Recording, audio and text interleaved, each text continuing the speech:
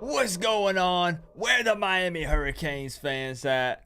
Woo! How y'all doing? How y'all doing? Now listen, I did some housekeeping. I did some redecorating around on the channel, so things might look a little different. Maybe you notice, maybe you don't. Some of you are more observant than others. I know who you are, and that's okay. We decorated a little bit for Halloween. We got my boy Michael Myers over here dancing a little jig. We got the lucky black cat up in the corner. And I'm rocking a new camera lens tonight. So let me know what you guys think about it, how you feel. It should look a little more crispy. You should be able to see all of my freckles and imperfections and wrinkles and, all that good stuff in high def. So, hey, man, listen. We're going to get into it tonight. Should still be an action-packed show.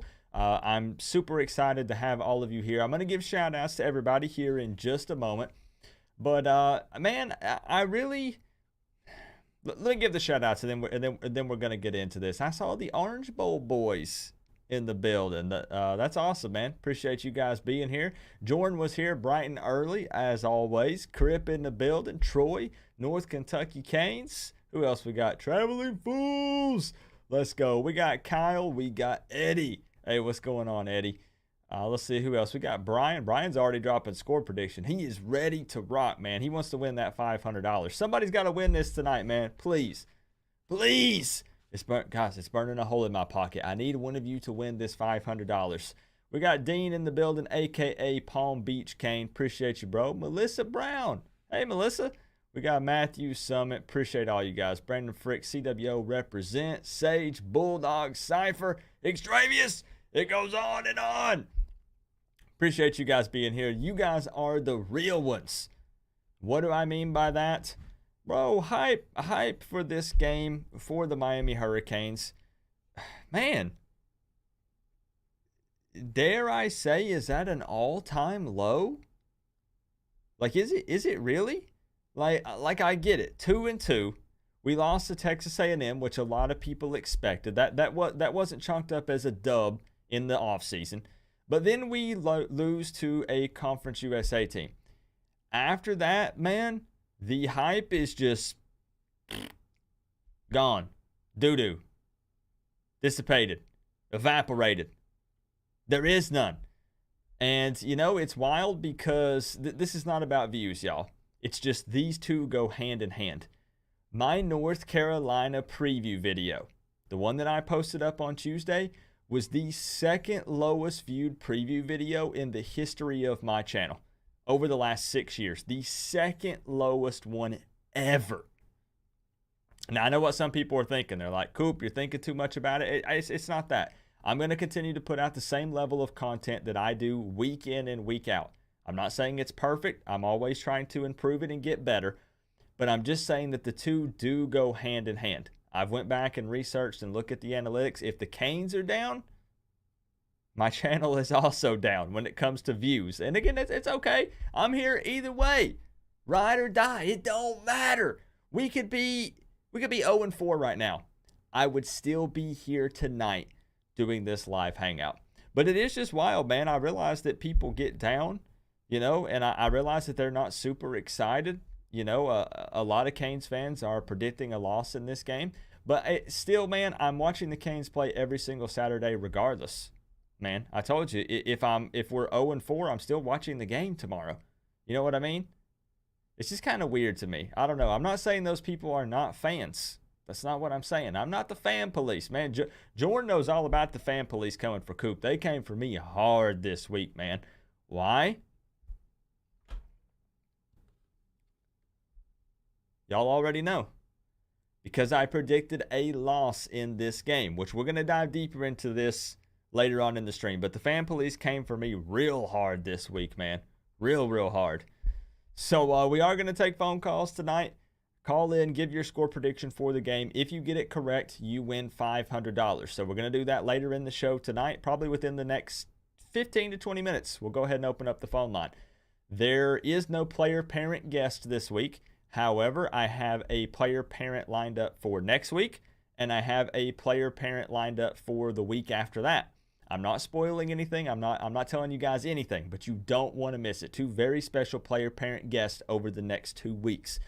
Also, my special guest picker for the Virginia Tech preview video coming up next week is also someone that you will be very familiar with. Very familiar with, but I also can't spoil it, man. And then the week after that, woo! I'm telling you, I'm super hyped for some things we have going on the channel, man. So freaking excited. So let's just go ahead and dive into it. What I like to do is give my spiel a little bit about this game, and then we'll open up the phone line and give you guys an opportunity to discuss it as well. So, quick breakdown. 2-2 Miami Hurricanes, 0-0 in the ACC, facing off against the 4-1 North Carolina Tar Heels, who are 1-0 currently in the ACC. Tomorrow afternoon, 4 p.m. Eastern kickoff. This game is going to be on ESPN2 at Hard Rock Stadium. So if you don't have ESPN2, stop by the stream tomorrow afternoon, and I'll hook you up with a free link to watch the game. North Carolina's only loss so far this season comes from Notre Dame 2 weeks ago, 45-32. Last week they played Virginia Tech and they won 41-10. Now this game tomorrow, I'm not superstitious, y'all. You know that I'm not. I get such a hard time when I release these diss tracks, and my comeback is always that I am not superstitious. But Miami is honoring the 1987 National Championship winning team. You know the team I'm talking about. 12-0, undefeated, head coach Jimmy Johnson, Steve Walsh, Michael Irvin, etc., etc. You know the team. Our track record when honoring teams is not the best. It's just not. I'm not superstitious. I don't believe in jinxes. I'm just giving you the information about our record when it comes to honoring the teams. Do with that what you wish. Let's jump over here and take a look at the weather report for tomorrow. I shouldn't be laughing at that, man, but it worked. I'm not going to say anything else, y'all. I know Melissa's like, yeah. Workforce is like, yeah. Okay. Yep. All right. So tomorrow, 4 p.m. kickoff. Are you guys superstitious? Yes or no? Don't dive any deeper into it. Don't explain to me why. Because one time you tripped over a cat and you fell under a ladder and you had bad luck for an entire year. Don't give me the details. Are you superstitious, really? Yes or no? Let me know. Judgment-free zone. I'm not going to call you out. I'm not going to say anything. But I'll read your results and see what you guys say. Or responses, rather. Results. I'm over here talking like you guys are getting blood work done or something. So the weather report for tomorrow, 4 p.m. kickoff. Showing showers right now. But, I mean, again, that's South Florida, right? 38% chance of precipitation at kickoff. Increases slightly for the next couple of hours after kickoff, and then tapers back down a little bit before it ramps back up later in the night. So might be a wet one, might not be. We'll see. It is what it is. We'll deal with it either way. Now, again, as I already mentioned, honoring the 1987 National Championship winning team, the uniform combo for tomorrow. Greg Bush, what's going on, man? Hey, it's good to see you, Greg. Uniform combo for tomorrow is orange over white. One thing that I'm still not understanding with the social media team is why they're not doing the weekly uniform combo announcements. Now, I get it, guys. Listen, I know people say uniforms don't matter. My argument, however, is that some fans like to color coordinate with the team. So we're rocking the orange tomorrow. Some fans want to wear orange, or because we're rocking the orange, they want to wear green. So I don't understand. They did that last year. And, you know, Mario is kind of a traditionalist, right? He likes to, you know, back when he played, it was orange or it was green. And, you know, we've consistently been orange over white, which I don't have a problem with. I don't care. But just let the fans know, like, give them something. Like, when we go to the Miami Hurricanes Twitter page, okay, we're back at Hard Rock on Saturday. UNC, 4 p.m. It's the breast cancer awareness game. That's all fine and dandy. But now let me show you something when you scroll down on their tweet. What color are we wearing? Can we get jersey combo announcement? That's what all of the responses are to their tweets. Like it doesn't have to be some big crazy fancy reveal like some of these teams do. You know, when they're like playing music and they have a player walk out and there's fog machines going off. I get it. We're not looking for flashy. That's fine. But just get Kane's football social media team to do something, bro. Like just tweet the colors out or something. I don't know, just to keep the fans informed and let them know what's going on. It's not a big deal, but orange over white tomorrow. We all know the story with North Carolina, bro. Last time we beat them, I believe, was in 2018. Their offense is pretty high-powered. They're averaging almost 45 points per game, which leads the ACC, I believe. They also lead the ACC in total yards, total points, and average points per game, as we just discussed. However, their defense ranks dead last in the ACC in points allowed per game. Also, some more numbers that I want to throw at you. Average yards allowed per game, they rank 120th in the country. Touchdowns allowed so far this season, 119th in the country. Average yards per play allowed, 108th in the country. Points per game allowed, 114th in the country. Defensively speaking, North Carolina is super suspect. We already know this. However, even with that being said, does Miami have the offensive power to match them score for score? We've got the battle of the two quarterbacks going into this one. Drake May over 1,500 yards, threw for 19 touchdowns and only one pick. Also ran in another 3 touchdowns. Tyler Van Dyke, just to give you something to compare it to, 809 yards, 4 touchdowns with 3 interceptions. For me, what's going to be really, really weird in this game, and I want your feedback on this. Hey, Rob Dukes, what's going on? Malik, Joe, Knox Kane, it's good to see you guys. Here's what I want to know from you. Ooh, this is such a tough question. Think about this for a second. We've spent the last couple of weeks venting and complaining that we want to see more explosive plays with this offense. We want to get more vertical. We want to take more shots downfield. We're too horizontal. We're running the ball too much. MTSU just stacked the box and dared us to throw, and we couldn't make it happen. However, when Notre Dame beat North Carolina 2 weeks ago, they did it by controlling the time of possession and running a very balanced attack. So my question here is, if we can't match North Carolina score for score, is it smarter for us, depending on the looks that their defense gives us, to run a more balanced attack or run heavy offense in this game? Now, I understand that that's not what we're wanting to see. We're saying take the reins off of Tyler Van Dyke, remove the leash. Let him just go out there and be a gunslinger like he did in Lashley's offense. But can it be high-powered enough to match North Carolina score for score, even given their super suspect defense? That's what I think is going to be very interesting going into this game. Because if you were to look at this on paper, what makes the most sense is a run-heavy or more balanced attack. Honestly, it does. You would want to keep their offense off the field as much as possible because they score so quickly. So I want to see what you guys have to say. I think it's such a weird place to be in, man, because if we come out and, Knighton and Parrish have been cleared for this game. If we can come out and rush for 175, 225, 250, like we were doing in the first couple of weeks, that could keep UNC's offense off the field. What do you guys think? What do you think? I'm not saying that's the game plan. Just honest question.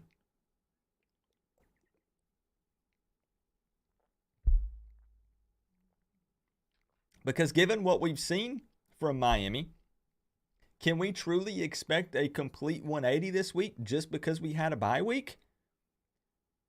Can we all of a sudden come out and look like a top 10 offense in the country? It's highly unlikely, guys. I'm just being honest. So I think that you have to go into this game. Here's my response. I know you're going to be like, duh, Coop, but I'm just saying. I think you have to go into this game being willing to be super flexible and make adjustments.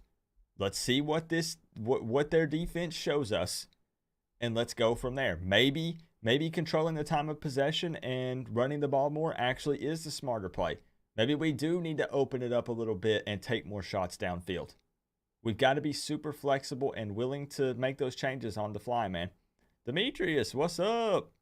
Canes Hunter 69 need to run for 250 plus in order to beat them if we go run heavy. I agree. 225 to 250 would be the magic number. Probably 250 though, because no matter which side we go, we got to be putting up points. Our drives have to equal points. Honestly, in my opinion, if we win the coin toss, I think we take the ball. To where the U on the side of your helmet. I think we do. I feel like if we don't get an early lead with the talent we have over them greater than, then it's a problem. Canes Football Talk, thank you so much for the $5 donation, my man. You're right. You're right. And it's such, man, Matt Brown has just had our number for a hot minute, bro. It's super frustrating. There's no reason that we should have lost to this UNC team as often as we have over these last couple of years. But it is what it is, and this is the situation that we find ourselves in, you know? Appreciate you, man. Thank you for that. So let's see what you guys have to say about it a little bit. Melissa says, TVD needs some early, easy throws to get his confidence up, and then we run to set up some decent play action. Fair. TVD needs to make the throws, and receivers need to catch the ball. Yeah, that'd be nice, right? Control the clock. Yep. Joe says no, but we should see an improvement, and we should offensively, right? I mean, Tyler Van Dyke made it known that he sat down with Ponce and Gaddis apparently for one of the first times in the same room, which is really weird, but, you know, whatever. Maybe I took that out of context a little bit. And, you know, they did review the playbook, and they did sit down and say, okay, here's what I like, here's what I don't like. But it's just really rough for me right now, even as a Canes fan, to say that we come out and look totally different. I don't know, man. Let's see what else we got. Hey, Steven, what's good, man? Colorado Springs checking in from way out there. Never seen the DBs this suspect. Man, Teflon, Mac Brown is licking his chops. 100%. There's no denying that. Strange Cloud says we need to control time of possession and limit their offensive drives. I agree. Because, again, I just don't think we can match them score for score. I hope I come on here Saturday night and say I was wrong. But I just don't think that we can. If that's the case, it's just the style that we're going to have to play. Hey, Hurricane Patriot, it's good to see you, man. Score early, run the ball, and put pressure on the UNC quarterback. Well, what do you guys think? If Miami wins the coin toss, do we receive or do we defer? Because in my opinion, I say we receive. I think we do.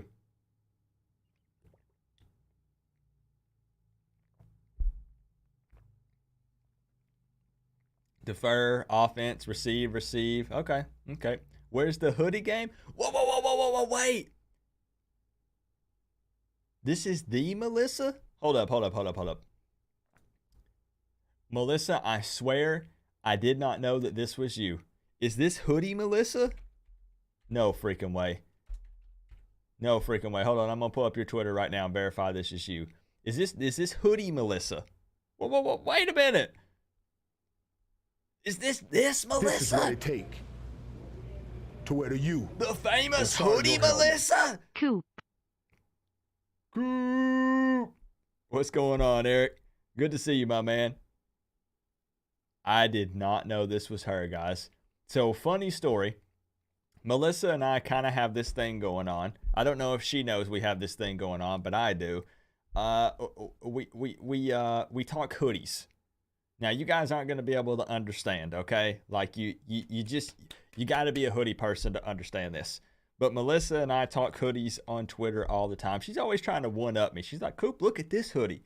Coop, I got this hoodie. And they're always so much cooler than mine. And she has like a whole closet apparently full of hoodies, and I'm super jealous of her. Anyways, it's good to see you, Melissa. I didn't realize that was you. What's going on, Phil?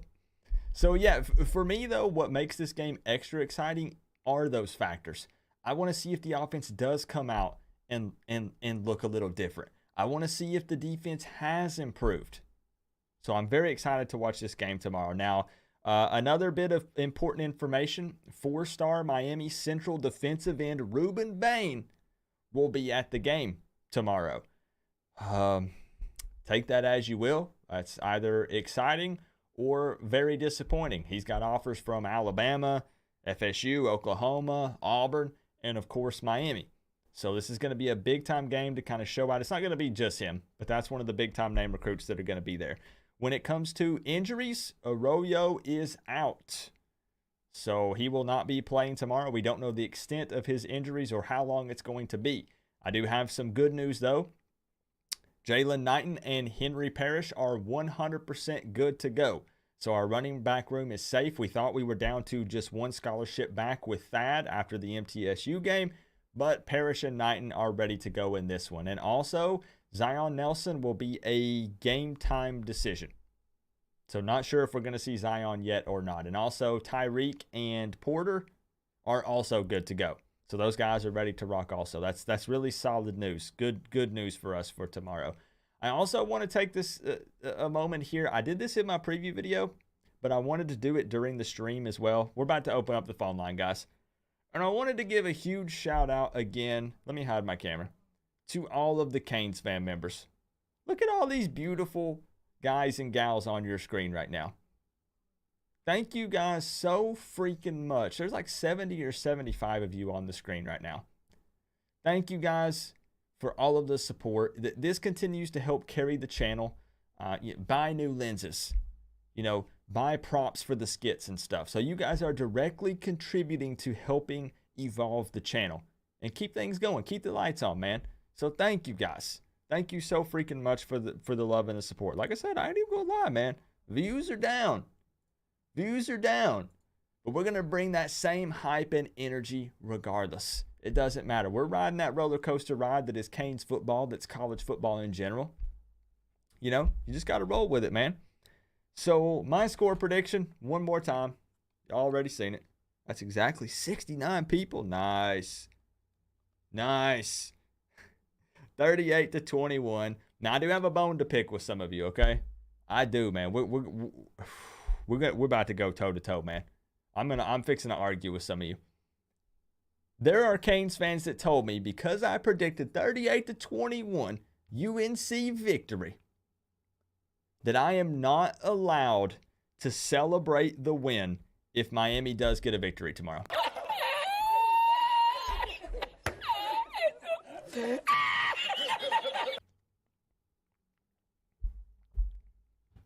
Now, let me tell you something. That's not how these things work, man.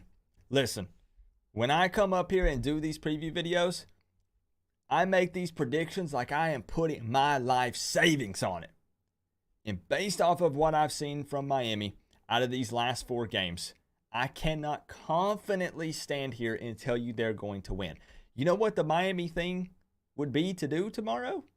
To come out and blow UNC out of the water. We're consistently getting pressure on Drake May.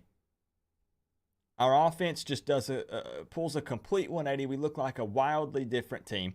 And we come out and we win 38-21. Flip the scores. But I can't confidently sit here and say that we can do that. I just can't.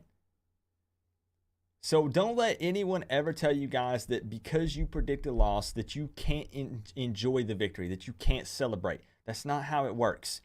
We have this problem, not just in the Miami fan base, but in the college football fan base in general. You have the extreme homers, the people that predict 12-0 in the regular season every single year. Then you have the always negative fans. Everything's bad. Doom and gloom, everything, it never gets better. And both of them firmly believe that if you don't join their side, you're not a real fan. You're in the wrong. And I'm here to tell you that that's not how it works.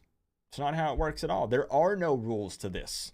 Nobody gets to decide if you are a fan or not. So the fan police, listen to me.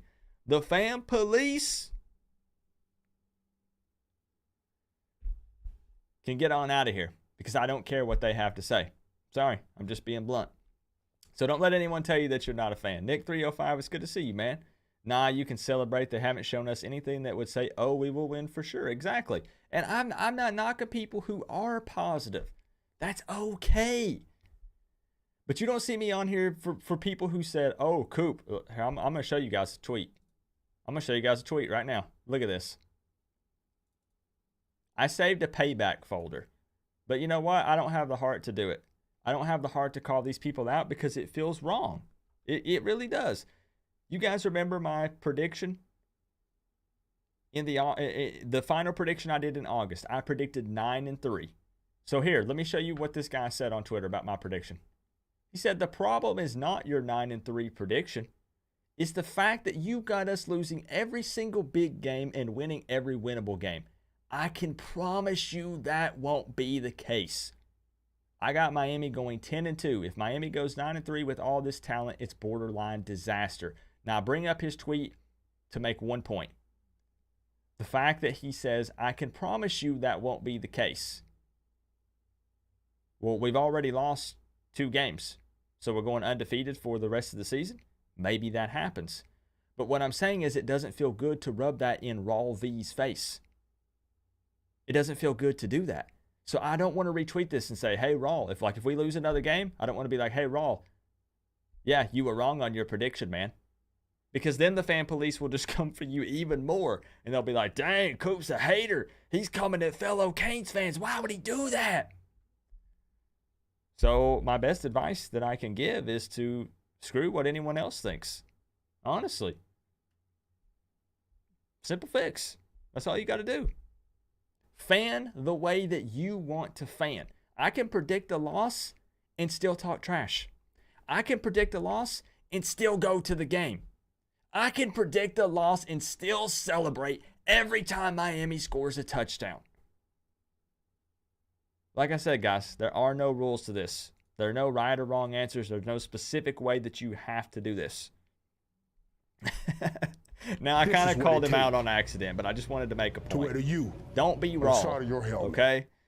Roy Ortega, thank you so much for the 5, man. No message? I appreciate that, bro. Thank you. Melissa said, I said 9-3 thinking coaching alone could fix this mess. And that's understandable. I get it. Who was I to think that just coaching would solve it? Still the same players. Yeah, and like I said, there's nothing wrong with that, right? Not at all. 9-3 was my prediction, and it's still possible. It is still possible. And as wild as it sounds, I'm fixing to open up the phone lines, guys.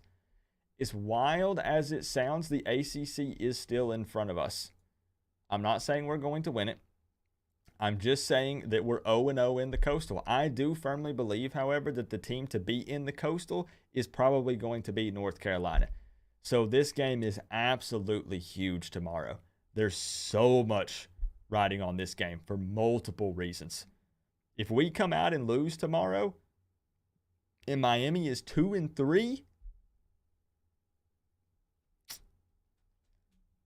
I would not want to be Mario Cristobal right now. That's all I'm going to say. But North Carolina is probably the other team to beat in the Coastal because there's no consistency at all, which we expected that. It's going to be weird, man. It's going to be real weird. So we're going to get the phone lines open up, guys. Like I said, no player parent tonight, but that will return next week and the week after. So that will return, just not doing it tonight. What I'm going to do is open up the phone line. You can look on the left-hand side of your screen, 865-229-4131. Call in tonight and give your score prediction for this game. If you get it right, you do win $500. No strings attached, no gimmicks, no BS. Call in, give the score prediction. You get it right, you win $500. It is possible because someone won it last year. So it could be you. Let me get that phone line open up, man. For real, though, do you guys like the new camera lens or is it doo-doo? Just be honest with me. What's up, Sadrak? We still have a strong shot at winning the Coastal Division? We do. Honestly, we do. Eddie says Canes will win. Okay. Coop went to the Bama butt kicking and sat through the whole thing. I sure did. Where to you? On the side of your sure did. Every second. Tired of hearing about the talent on our roster. Fair? Can't be a 4-star if you can't catch a ball or tackle. My hopes of this all-star staff coaching up this roster was really high. Fair. Again, another valid point. Now, Knox Kane, did you see the little chart that place released with the amount of stars that we have on our roster compared to other teams? Did you see that? Thank you so much for the $10 donation, my friend. Appreciate you. Did you see that? Hold up. Let me see if I can find that picture right quick, and then we'll open up the phone lines for real. Dang, where was that? Come on, somebody remembers what I'm talking about, right? I know I downloaded that to my phone. Here it is. Let me email it to myself. I want to share this for those of you who haven't seen it. Let me email it to myself real quick, and then we're opening up the phone lines, guys. Don't be shy tonight. Come on, y'all, don't be shy.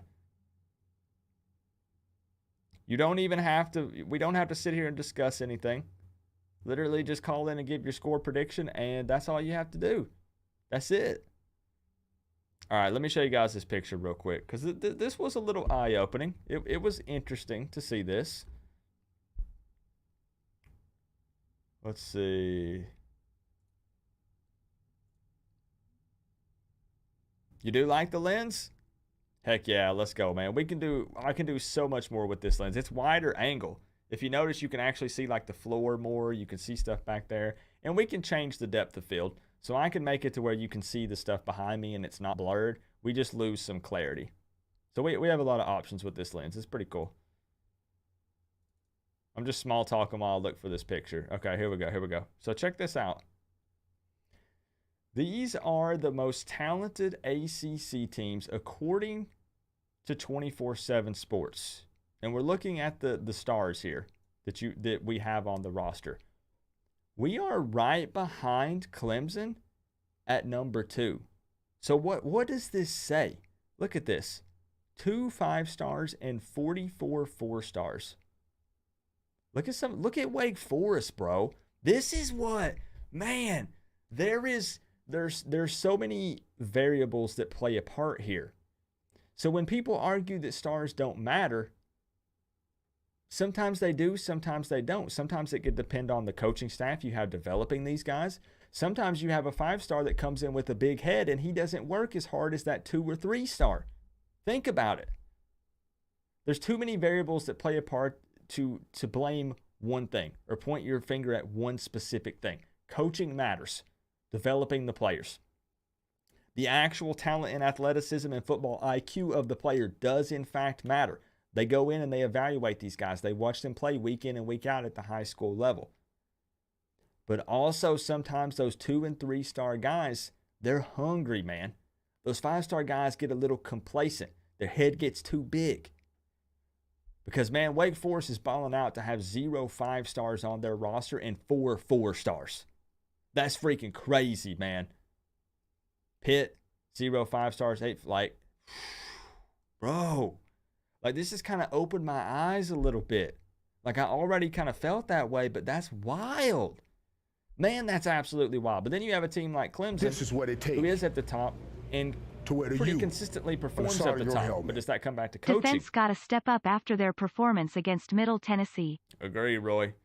Thank you so much for the 5, man. This game is so important, man. Our 5th game of the season, and it is so freaking important because you got Canes fans on the ledge right now. Like they're it's like that meme. You know the little meme where the guy's like he's on the edge of his balcony and he's like, and then he gets the bleach and he's like, that's Canes fans right now. Honestly, it is. So let's get the phone lines open up, guys. Let's get it going. Let's get it rocking. You do have to call in to officially be entered to win the score prediction contest. Melissa, you're going to the game tomorrow, right? We got to link up. We have to link up for the FSU game. We got to make that happen. Thomas Shearer, what's good, man? 38, UNC, Miami 31. Write it down. Hey, phone line is opening up right now, bro. Phone line is about to open up. You guys got to call in, man. Call in, give your score prediction. Let's make this thing official. Let's put pen to paper and make this thing happen. And we can also just discuss the game, all right? Phone line is opened up right now. Right now. It's good to see you, though, Thomas.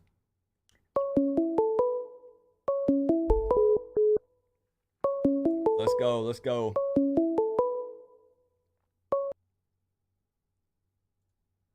Yo, what's going on? There is no freaking way that my man Crip just got through. Man, I'm gonna get it every time I want to now. I know how to do it. The first call, Crip. What's going down, Coop? What it is? Listen, man, what did you do to get through as the first caller? Did you do some kind of little magic ritual thing, like? Well, what you said last time about the 10-minute delay or the couple-minute delay. Yeah. I just took that into account. It doesn't take a rocket scientist. Well, maybe it does, but it's common sense to me. All right, man. Hey, well, it worked. You're in. So, it worked. I'm in. Crip, what are you? Listen, first of all, I haven't lost hope. I believe in TVD. I believe in everything that coach wants to do. I have a problem with the offensive coordinator. Okay, with Josh Gaddis. I got you. Yeah, I don't think he's driving too well. I don't know if like you said, they put him in the room with the coaches. Mm-hmm. I mean, that's a step in the right direction, but let's see if it produces on the field because, you know, he did a lot better under Lashley, and it definitely shows. It definitely shows. And if he says he caters to the talent on the team, well then, you know, it looks like Tyler Van Dyke is the most talented player on the team, so cater to his needs. Fair. You know what I mean? You know what I'm saying? Don't say you're going to play to the team's strength and then not do it. Yeah, the Middle Tennessee game was a proof that he's not doing what's right for TVD. Yeah, I we will all say know what he does good. All that talk about building the offense around our player personnel seemed like a load of BS. I know, it does. It really does. It seems like I got sold a wolf ticket. It seems you more know like what I'm saying? It seems more like they're trying to force the offense that they want. Like it maybe right. It might work 3 years from now. Do that with the personnel that's on the team. That wasn't built for that. You know what I mean? Right. You know what it is? Some people are stubborn and they think they can do what they want to do and implement it with whoever they think they can. No. This shit don't go like that. You want to win, you have to adapt to whatever your team strength is. You can't just say it. You have to actually do it.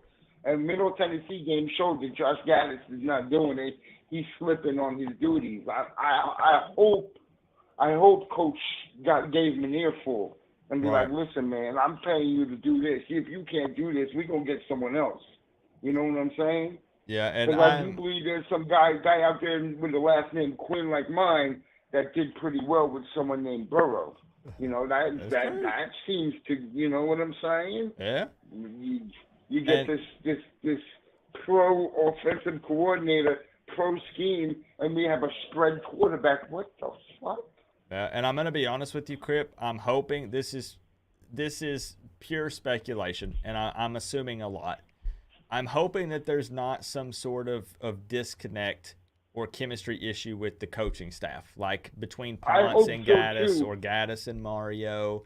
You know, I hope last week was a wake-up call, especially to the offensive coordinator, that you need to put plays in that cater to TBD's strength and not just what you want.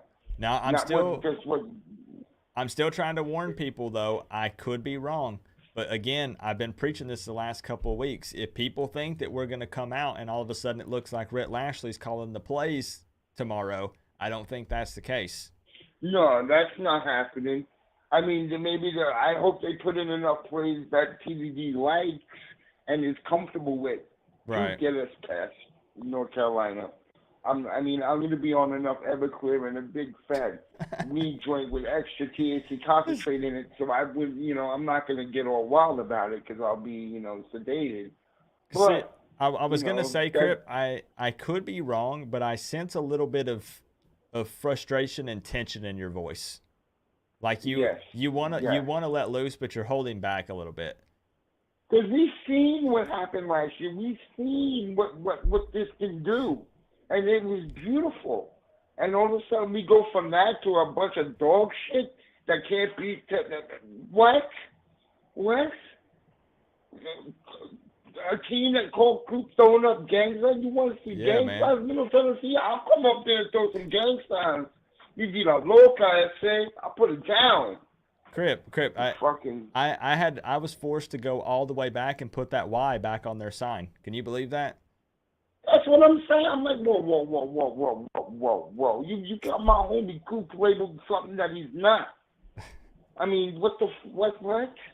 Hey, But that goes to show you, what Clemson did to you when you went to that game and they did the upside down U. Yep. Clemson don't even have a hand sign to do something like that with. So what are they doing?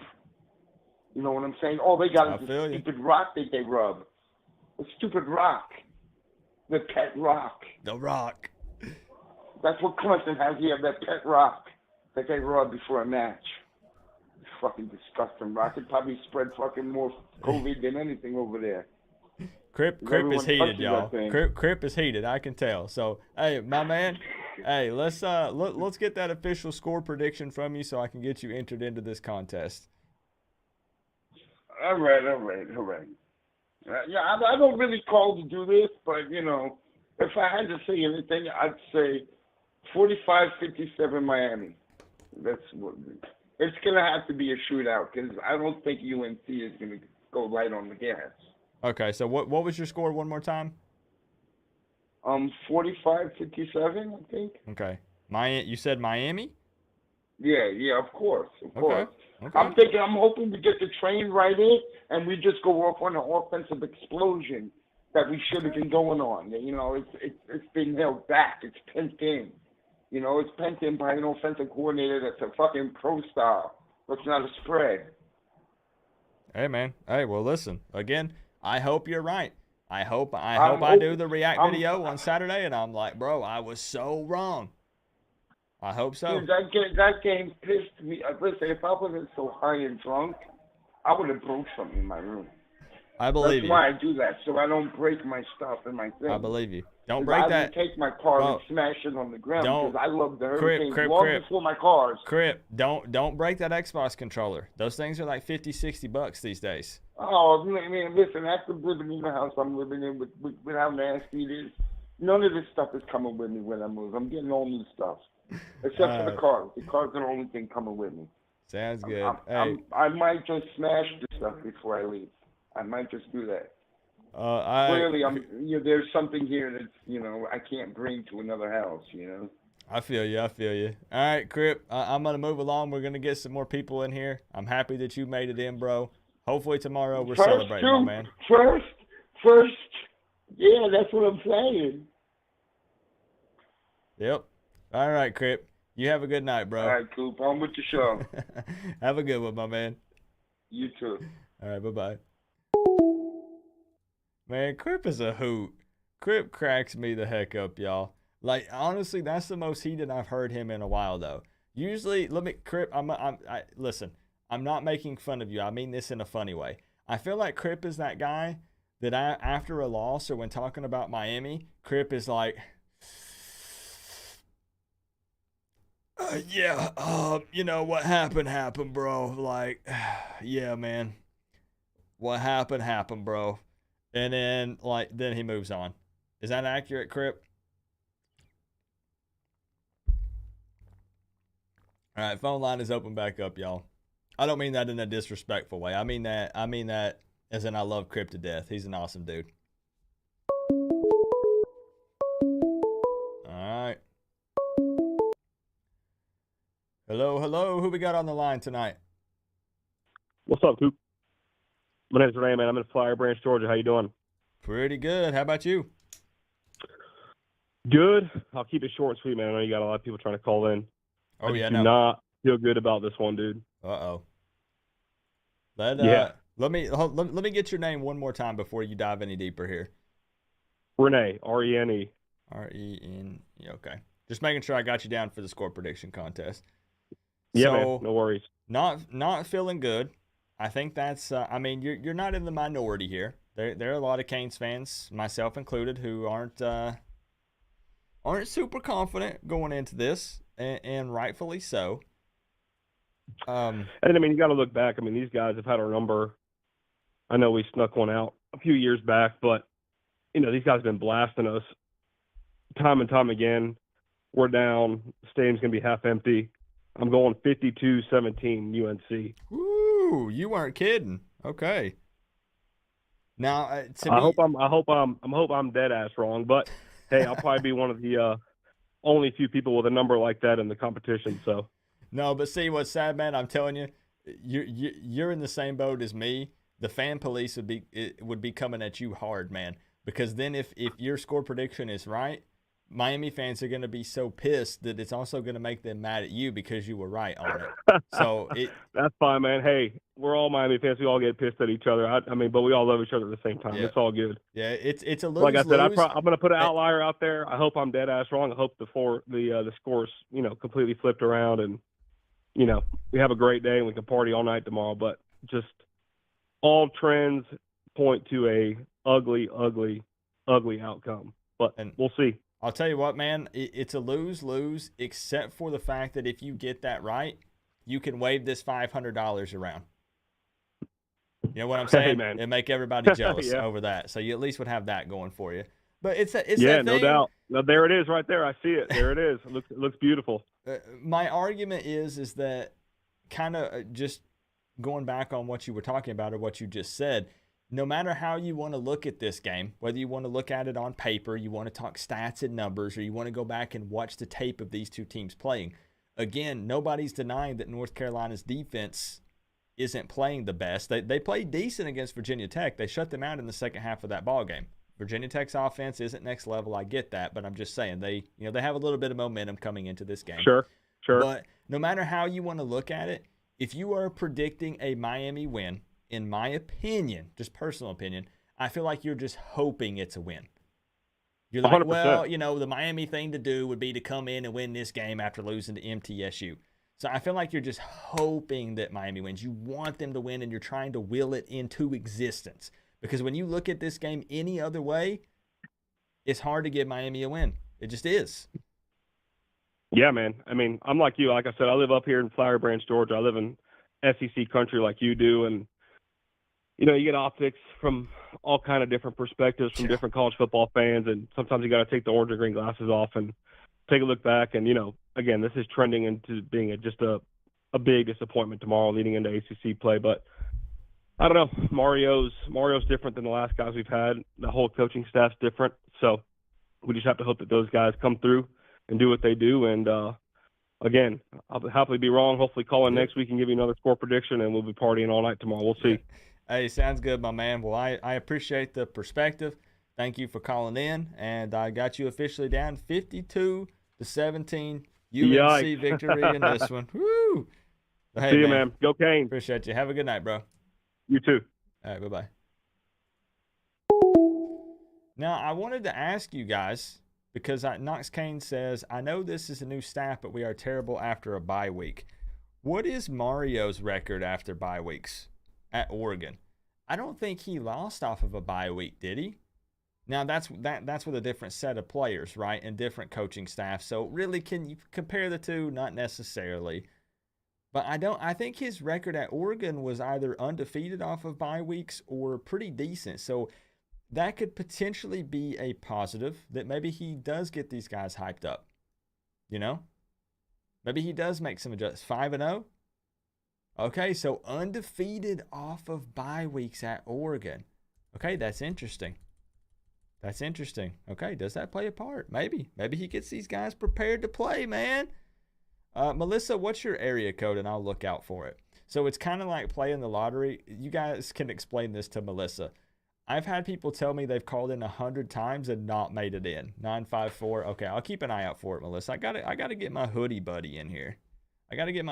So the best thing I can do is give you Crip's advice when he said, remember that there's a delay. So when I say the phone line is open, I actually said the phone line was open 5 seconds ago.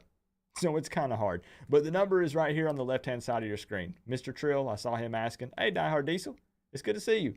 The number is on the left-hand side of your screen right there. 865-229-4131. Looking out for you guys.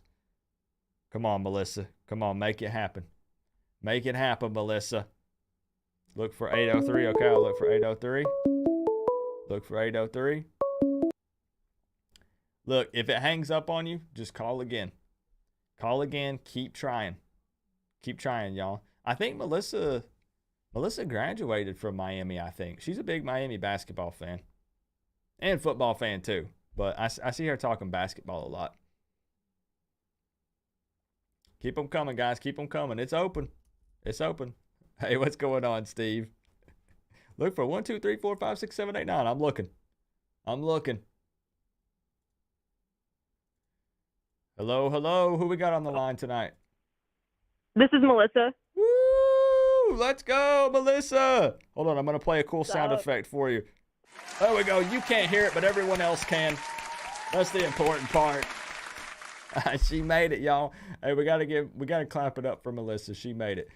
Now, Melissa, you've not called in before, I don't think, right? I've never been able to get through, man. Okay, that's wild. So Crip made it through first time. Crip usually has to call like 400 plus times. He gets super upset about it. He made it through first time. Melissa gets in for the first time. I was up to 31 on the call count before I went through. Oh my gosh. Okay. So you did it. You freaking did it. Yeah, what's up? It's nice to talk to you in person after all of our hoodie conversations. Yeah, definitely. Now, I got to ask you. Are you wearing a hoodie right now? I put one on just to watch your show. I love it. But it's just an Adidas hoodie. It's not a one. Okay. But still. That's fair. It's still Adidas. It's still 3-stripe life, so it counts just the same, in my opinion. Yep. So, Melissa, I follow you on Twitter, so I see some of the posts and the talks and stuff. Are you down and out about tomorrow? I wouldn't say down and out, but my hype has gone from like a 10 out of 10 to like a 2. So the Middle Tennessee State game was painful, and as a season ticket holder, I was hoping to have been invested in, at least beating the so-called cupcake teams. And I don't think there's anything wrong with expecting that. But that's my brain tells me we're gonna lose, but my heart says we're gonna win. Fair. I completely see where you're coming from with that, and that's why, I made it a point when I discussed my preview video, and I said the fan police came for me, because when I do those, I try to sit my Canes pride to the side, because what Coop wants to do is come up here and predict 12-0 every single season. I want to predict that Tyler Van Dyke is completing 100% of his passes. Henry Parrish tomorrow averages 99 yards per carry. We're scoring touchdowns left and right, putting up NCAA 14 type of numbers. But I know that the reality of the situation is that's not going to happen. Nope. Can't go from like 7-5 to like national championship just because we have a new coach. It's still the same players. Exactly. And I think that it's starting to sink in for some of the fans, but instead of them just kind of owning up to it and saying, okay, maybe I didn't taper my expectations enough, they take out their frustration on other Canes fans. Yep. I mean, I have my group text with my friends I have season tickets with. There's 2 of us that were like real hyped at the beginning of the season, and we're like, 9-3. And my other friends were like, oh, we'll be lucky if we make a bowl game. So it's like from one spectrum to the other. I wasn't expecting us to win a national championship, but I was expecting us to compete for the Coastal. Yeah. And again, I don't think that's unreasonable just because of how up and down and inconsistent the Coastal is. Look at it already. Georgia Tech beat Pitt. Like, what the heck? It's so wonky. Yeah. It's so crazy. It's the same thing. What frustrates me every year is it seems like we always have an opportunity to be in the driver's seat and control our own destiny. And then I mean, if you think about it last year, a few of the games we lost was like last second things. Like we gave up the 4th and 14 to FSU and they ended up winning. Mm-hmm. We missed a field goal against UNC and we lost. And like those are 2 games we easily could have won and we could have won the Coastal. So I was thinking like, oh, better coaching, we've got this. But obviously maybe it was a little too hype. Which it's why tomorrow, in my opinion, though, this is such a very important game. Like I said, it's still the start of it's like a new season. Like we're still 0-0 in the ACC. So these last 4 games, we started playing well against the ACC. We still have a chance to win the Coastal. Yeah, and I mean, what's wild is this is me just trying to be a little positive and optimistic here. Even given the Texas A&M loss, the MTSU loss, and let's just play hypothetical, pretend here for a second. Let's say we drop one more random ACC loss, but we win all of the important ones that matter. If Miami still makes a trip to the ACC championship game and makes that a game and competes, that's not too bad. I mean, again, the MTSU loss is unacceptable, but we can't change it. It already happened. If we still go to the ACC championship game, which could still happen, being honest here, it could. Yeah. That's still not bad for year one, all things considered. That's a win in my book. My prediction and my expectation was to win the Coastal. So even if like my 9-3 prediction is the teams I didn't think we would lose to, and we still go 9-3, maybe even 8-4 could win the Coastal. Yeah. With how crazy and unpredictable it is, and we make the ACC championship game, that's a win in my book. And I think that if we did make it to the ACC championship game, the fans would maybe not completely drop them, but at least lower their pitchforks and torches, like just a little bit, because. Yeah, fans got to realize we're not going to be a 12-0 team just because we replaced the coaching staff in 1 year. Like, Mario can only do so much in one off season. Yeah, it's true. So. Now, Melissa, the $500 score prediction contest is still active. Nobody's won it yet.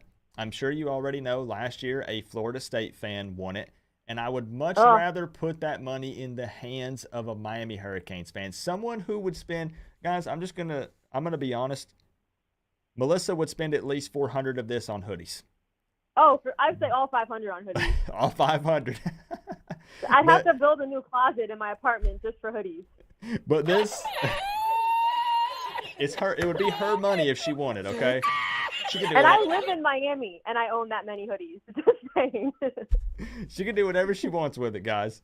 So what I need to do is I need to get that magic score prediction from you, the numbers that are going to win you that $500. I've got pen in hand, and I'm ready for it. So I'm going to go with my heart and not my brain on this one. Okay. I'm going to say 34-28 Miami. Ooh, okay. Okay. I can respect it because, again, I sound like a broken record, but I'll say it one more time. That would be the Miami thing to do. It would. Like I said, I'm going with my heart and not my brain. I have 2 degrees for Miami, so I can never bet against them. They have enough of my money. I get it. I almost, because the betting line, of course, right now favors Miami.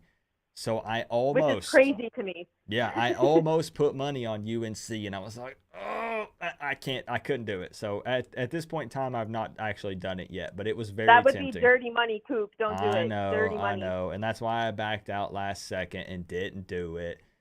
Not worth it. Yep.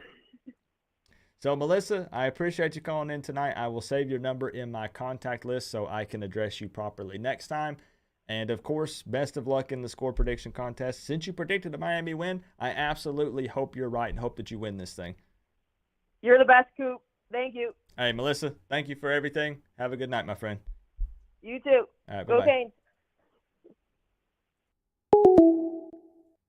Hey, awesome caller, y'all. I've been trying to link up and get Melissa on the show for a little bit. That was really awesome. The hoodie girl. That's what I call her anyways. Appreciate you, Melissa. That was an awesome conversation. Coastal is hot garbage. You're not wrong. To wear to you. You're not wrong. On the side of your helmet. Coop, thoughts on RPO production? Eric Finkelstein coming through with the $1.99, putting some more candy corn in the tip jar. Appreciate you, my man. Thoughts on RPO production. So can you be, I think I know where you're coming from or what you're asking, but can you be more specific? So when you say RPO production, are you asking like so far, or are you talking about as in, because the way you worded it, I think that's what you mean. But are you meaning that, or are you meaning should we do more RPO? Like, if you can elaborate some, you don't have to donate. You don't have to donate for me. Just put it in the chat and I'll look out for it. To wear to you on the side of your helmet. Mario better have used the bye week to get this show squared away. Man shrugging, medium light skin tone. Let's go Canes. Hooray. At least the 2 L's were non-conference games. True. ACCCG is a frigging pipe dream at this point. 45 to 48 Canes in a shootout. 0D. Ooh, but still predicting a Canes victory after all that, Joshua? Interesting. Very, very interesting. Okay, so do you believe that we can stand toe-to-toe with UNC in a shootout? Is it just based off of that suspect UNC defense? And I guess you're hoping, like you said, that we made changes off of the bye week, so maybe we actually, man, I don't know. I'm going to be honest, Joshua, and then I'm going to get to Eric's question also. I still don't think that we can go toe-to-toe with UNC with their offense. I don't think we can match them score for score. I know it's an unpopular opinion, and Canes fans would hate it. They'd probably be booing. I'm just being honest. But I think that the answer and the solution would be, again, to control the time of possession like Notre Dame did and be more balanced. I mean, but we'll see. We'll see. Did Garcia ever reach out about his merch? I have spoken a little with Jake Garcia, but we're trying to figure some things out. So I don't know for sure yet, Steve. Clemson is a fraud. I don't know, Rob. They beat NC State. I mean, who else is going to stand in their way, really? I mean, I don't know, bro. I don't know. Clemson's not bad. What's going on, Keldon? It's good to see Young Jedi Kane in the building. 31-16 UNC victory. Okay. JSU beat FSU last year. I mean, anything can happen, bro. Thank you so much for the 1999, Joshua. I sent you atop your throne up there. Thank you for the love, bro. So Eric said, do you think we're going to utilize the RPO more this week?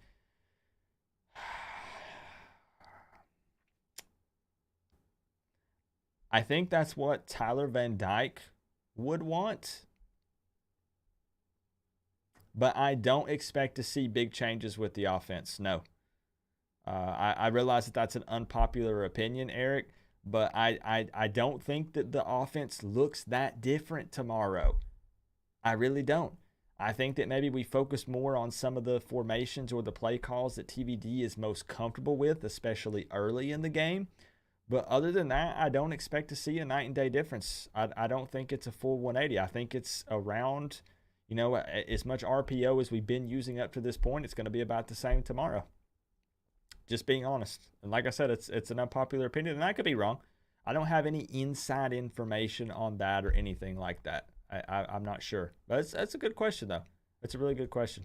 You believe Kevin Steele has some schemes up his sleeve? He was grinning ear from ear in those press conferences. Phone lines open back up, guys. 229-4131. Give me a call. Let's get you in this score prediction contest.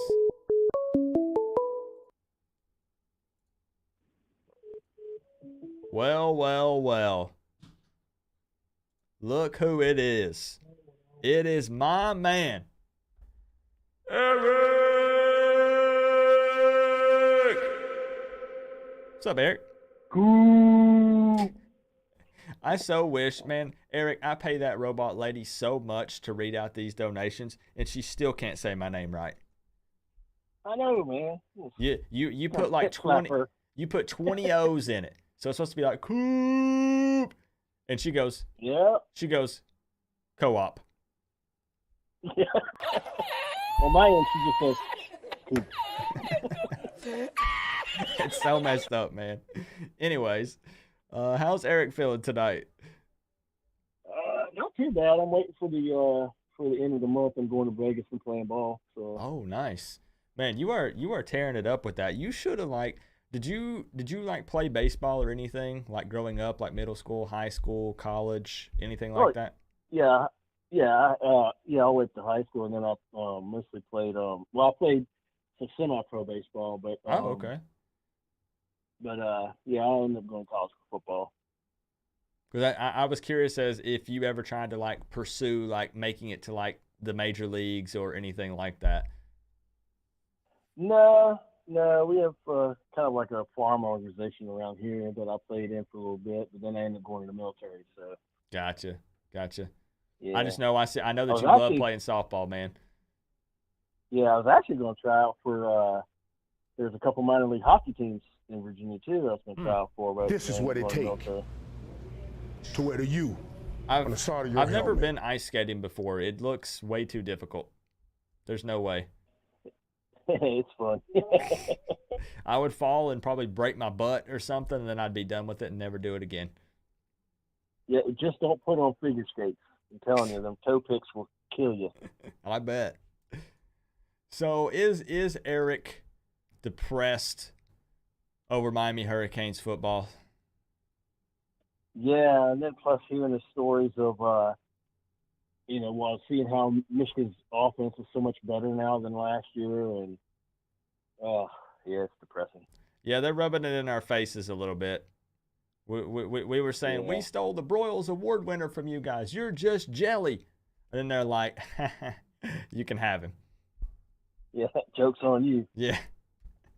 And I think he's like setting his own ways. I think Mario climbed in his booty, but I just think he's just setting his own way. He's like, well, we're going to make it work.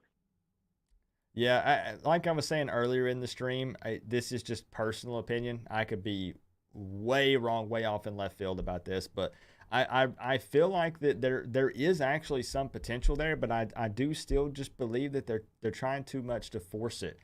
I think that that's what they want the offense to be, and they're just kind of being a little stubborn with it. This is what it takes. I think so as well. And I think, to wear the U. And I got an argument with somebody about this. Y'all laughing, but the chat voice say I can score on our D if we don't fix this mess. The guys that they have now are not their guys for the most part. I mean, of course, they have some come in that was theirs, but primarily it was Lashley's offensive guys, and they were so used to Lashley's offense, and they were, hitting on cylinders as far as the Lashley offense goes.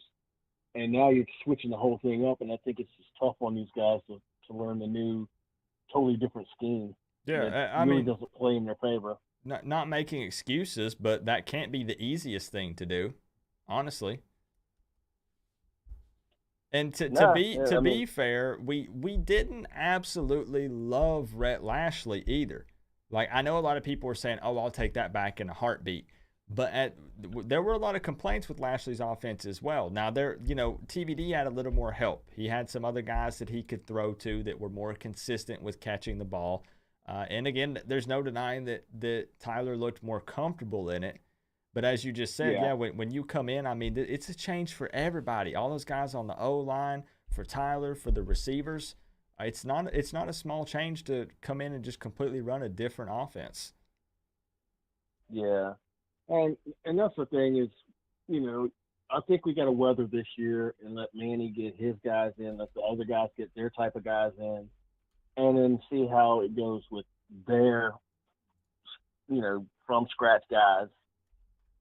Because right. You're trying to push all this new stuff on these young kids that are, when they were used to a whole different system. Yeah, that's why I've always said it's a combination. Like everyone who just says Tyler Van Dyke is why we're 2-2. Like, okay, well maybe that's part of it. Or the wide receivers are why we're 2-2. Okay, well that's part of it. The Josh Gaddis is why we're 2-2. It takes everyone. It's a group effort. It's a team sport. So we need everyone firing on all cylinders. We need everyone on the same page. If not, we're screwed. Oh yeah. Yeah, I mean, it's good we're going to have Parrish and Knighton back. That's going to help out a lot. Yeah, that's huge, man. Like I said, I like the walk-ons that we have, but to throw them in against North Carolina, the first ACC Coastal game, that would have been scary. So. Yeah. Oh, yeah. And I think our offensive line is more built for – they're not like the Big Ten style linemen that you're going to see that, Gaddis is used to having. We're more of a fast offensive line. We're slimmer. We're not, the big honking guys that are out there, just creating big holes. Yep. Which creates, a very interesting situation with, how long do you continue to try to make it work? But then again, at the same time, like I said, you can't just burn that playbook and start all over because you spent the entire offseason installing the base of this offense. So no matter what, for this season, it's kind of going to be what it's going to be, with the exception of a couple of different formations and a few new plays. But overall, it is what it is. Do you think?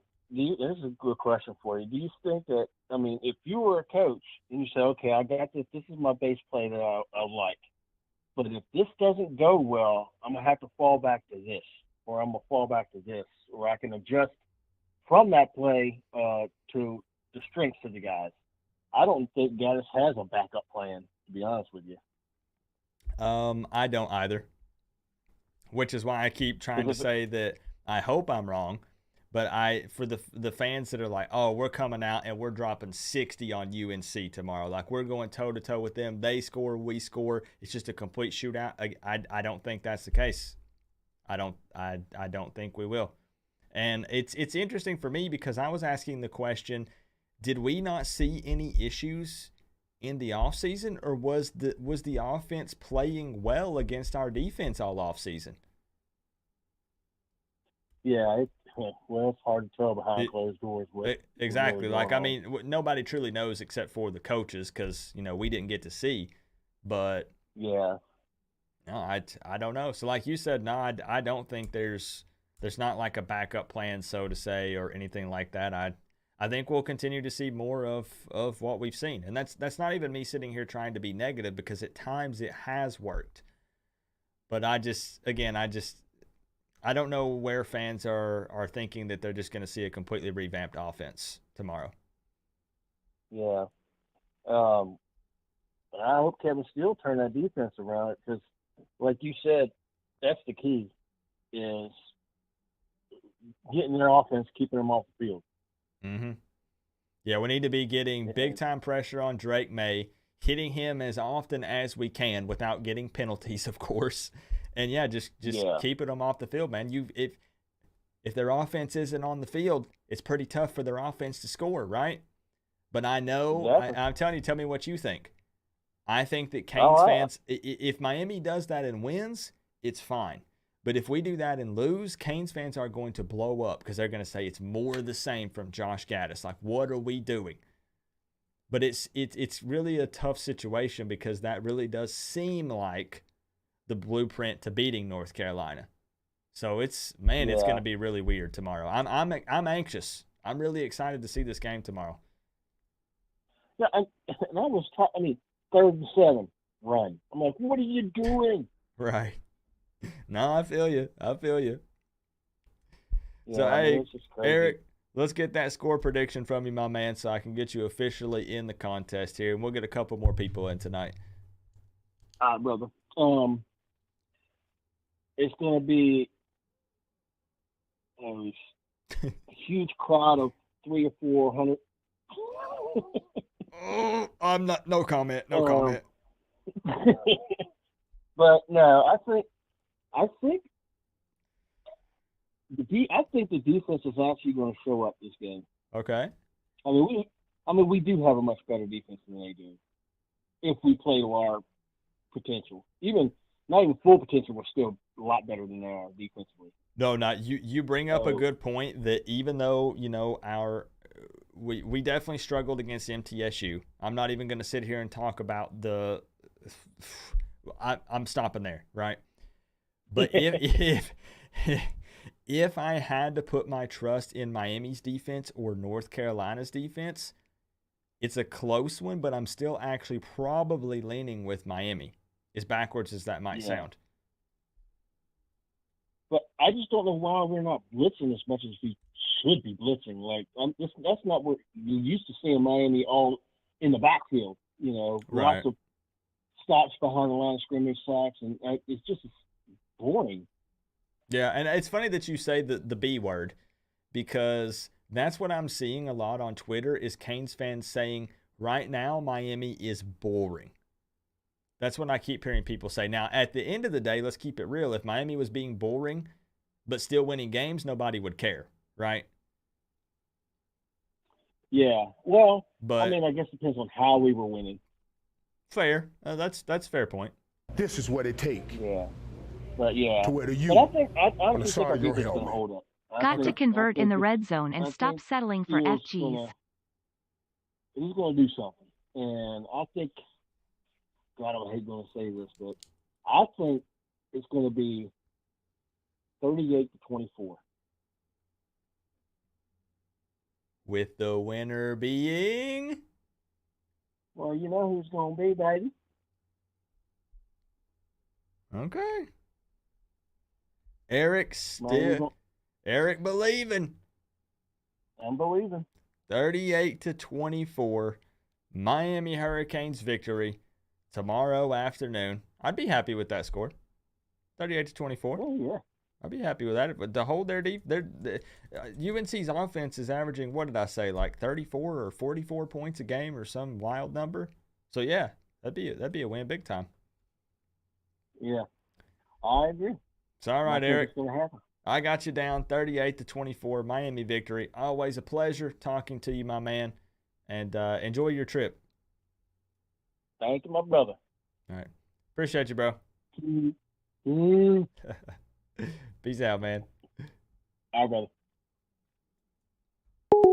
Always a good time when we have Eric on the line. Let me give some shout outs to some more people showing up loud and proud and some donos that came through while we were on the line. I'll always address those after the fact, guys. I just usually let the caller continue to talk, and then we'll go back and take a look at them after. So we had my man Ahmad coming through with the 1999 tying Joshua. So let me sit you atop your throne right quick, my man. No message? You're going to come in and drop 1999 with no message? Bro, what? Hey, Ahmad, I'm Kadri? I didn't want to try to pronounce your name because I knew I was going to butcher it, but I tried anyways because I'm not afraid to embarrass myself. Oh, gosh, that's way too tiny. That's way too tiny. Hold up a minute. Hold up a second, bro. This is what it take to wear the U on the side of your helmet. Well, see, there's Our only chance to win is to keep their offense off. And that's kind of where I'm at, Thomas. That was kind of the point that I made, but I know that it's not a popular opinion. That's still so tiny. How do I fit both of y'all up here? Hold up. Red alert. Hold on.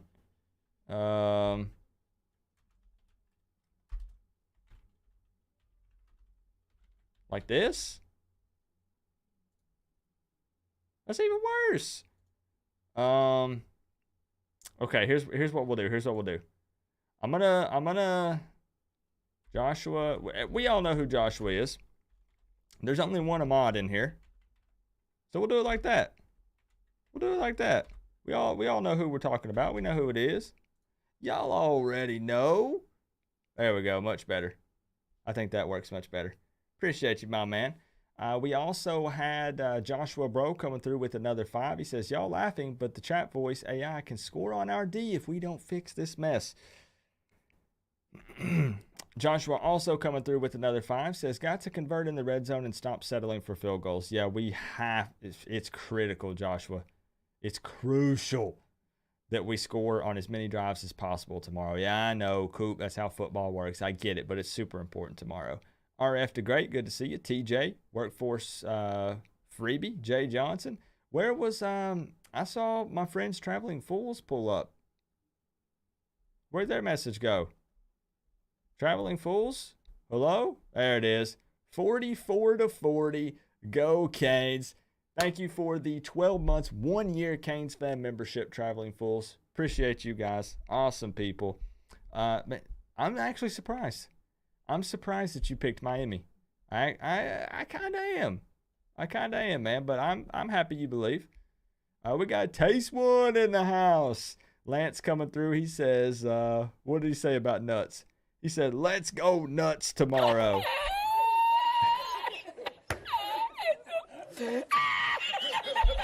That's all Lance knows, guys, is nuts. That's it. Anytime you talk to Lance, man, it's nuts this, nuts that. Nuts over here, nuts over there. Nuts. Lance is nuts. Love you, Lance. Appreciate you for being here, man. You guys can check out Lance's Taste One Bulled Peanuts, official sponsor on the channel this season, by pointing your camera, your smartphone camera, at that QR code on your screen right now. Right there. Open up the camera, point it at it. I'm going to do it right now. Watch this. I'm going to do it on my Streamception right here. I'm going to open up my smartphone camera. I'm going to put it to photo. I'm going to point it at the QR code on my screen. Look at this. Hold on, I'm going to do it again. I wanted to show you where it takes me.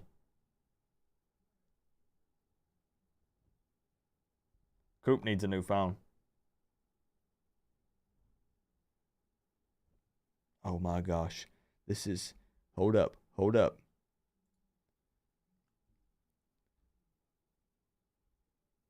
There we go. What do you know? I point the camera at it, and look where it took me. Lance, can you believe that?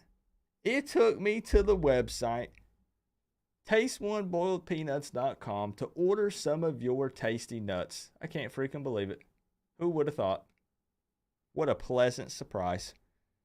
That is a Note 20. That's a Note 20 is what I'm rocking. Nuts, and more nuts. Lance's nuts, man. Phone line is open back up to the best website in the world, no doubt. How's the NIL stuff going, Lance? Lance, we have to link up FSU game. We're making something happen for you guys, by the way. Lance doesn't know it yet, but we are. I just haven't filled him in on the details. He just doesn't know, but that's okay. What's going on? Who we got on the line tonight? So I'm going to go ahead and confirm your worst fears. I'm a UNC fan. Let's go. No, man. Hey, listen, I'm hyped because so many UNC fans said, Coop, I'm going to be there. I'm going to come in. I'm going to talk some trash. I'm feeling good about the Tar Heels this season. And I've seen maybe 2 in the chat. So this is awesome. What's your YouTube username in the chat? I'm actually not in the chat. I'm not signed into my Google account. Okay, that's cool. Is there a name I can put down for you, even if it's just like a nickname or something, just for the score prediction contest? Like my real name or like it's up to you. You can give me initials. You can give me a nickname. It don't matter. I put a name with your number on the piece of paper. That's it. We can just go with Josh B, I guess. Okay. You could pretend to be anyone you want. You could tell me your name is Lance Leggett if you want, and I'll put it down as that. So. All right. So I hadn't actually got to see as much of my Heels as I would like to this year because I'm at school at Kentucky. Okay. And ironically enough, we play South Carolina tomorrow. So. Yeah, that's going to be interesting. For one side, anyways. But yeah. But I'll say like your stuff that you were saying is pretty much spot on with Carolina from what I've seen. Like, offense is great, defense is paper thin, so it's really going to come down to how much our defense holds up against you guys. But I feel like our offense should be all right, at least from what I've seen from you guys anyway, like with Middle Tennessee and everything. So yeah, it's as weird. As long as we can put up decent production. It's weird because I'm seeing mixed reactions from Tar Heel fans. Like, most of them say that they do believe that they'll get the win, but not as comfortably as a lot of Miami fans are saying that they believe. You know, like, I'm over here giving North Carolina a win by, like, what do I got, like 13 or 14 points? And a lot of North Carolina fans are like, we might squeak by with a win by, like, 7 or 10. I mean, this is what it do you feel like to wear the U? I mean, I know that your defense is struggling. I'm Josh B, and I ain't no thing UNC fan. I mean, Miami is also struggling offensively. Yeah. So, I mean... Here's the thing, though. I think our offense is more so one-dimensional. Because our running game really isn't there. It's really all of our yards are coming through the passing game. So if you can kind of take that away from us, then, I mean, there's not really much we can do. That's fair. And I like the honesty. And I think I feel like that a lot of a guy that UNC fans were really hyped about on defense, of course, is Storm Duck. Everybody knows who that guy is. And I feel like he's not played up to par this season so far. It's been hit or miss for a little bit, so... Yeah, I can't remember what game that was I watched. Was it Let me check one thing real quick. I think that it was that App State game. I think that they were targeting Duck a lot in that game. And he did not perform very well. Yeah, that was in that 63-61 victory for you guys. And that was a defensive nightmare all the way around. Yeah, they were picking on him a little bit, which was surprising. I think for us, it's really going to be, can we get Josh Downs going early? And if not, then, I mean, we got to rely on everybody else.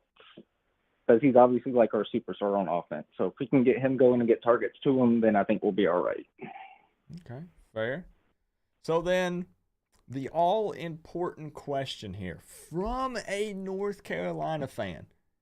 Right now I have 3 Miami victories predicted and 1 North Carolina victory predicted. That's from all Miami fans.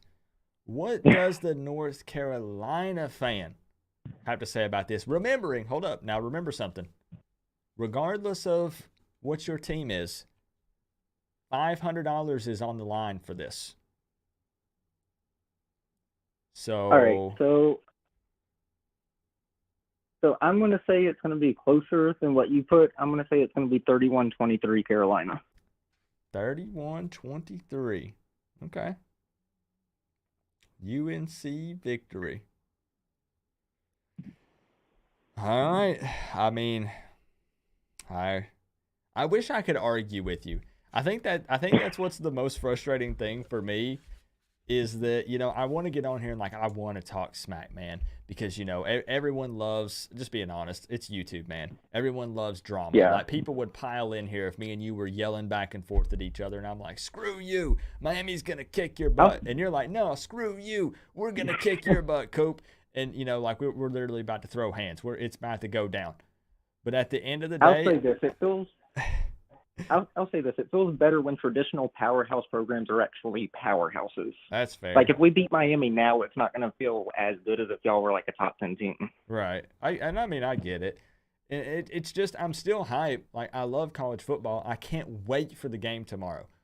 But I'm not going to lie, man. I can't sit here and talk trash. Like, after what happened 2 weeks ago, I don't have it in me. I really don't. Not to trash talk, I don't. Yeah. All right, man, I'm not going to hold you. I know a lot of other people are trying to call in, so I don't want to take up too much of your time. Hey, well, I appreciate you, man, for having the cojones to call in to a Miami Hurricane stream as a UNC fan. So respect from me anyways. I don't know what the chat's going to be saying about you, but appreciate you calling in tonight, man. All right, thank you. All right, peace out, bro.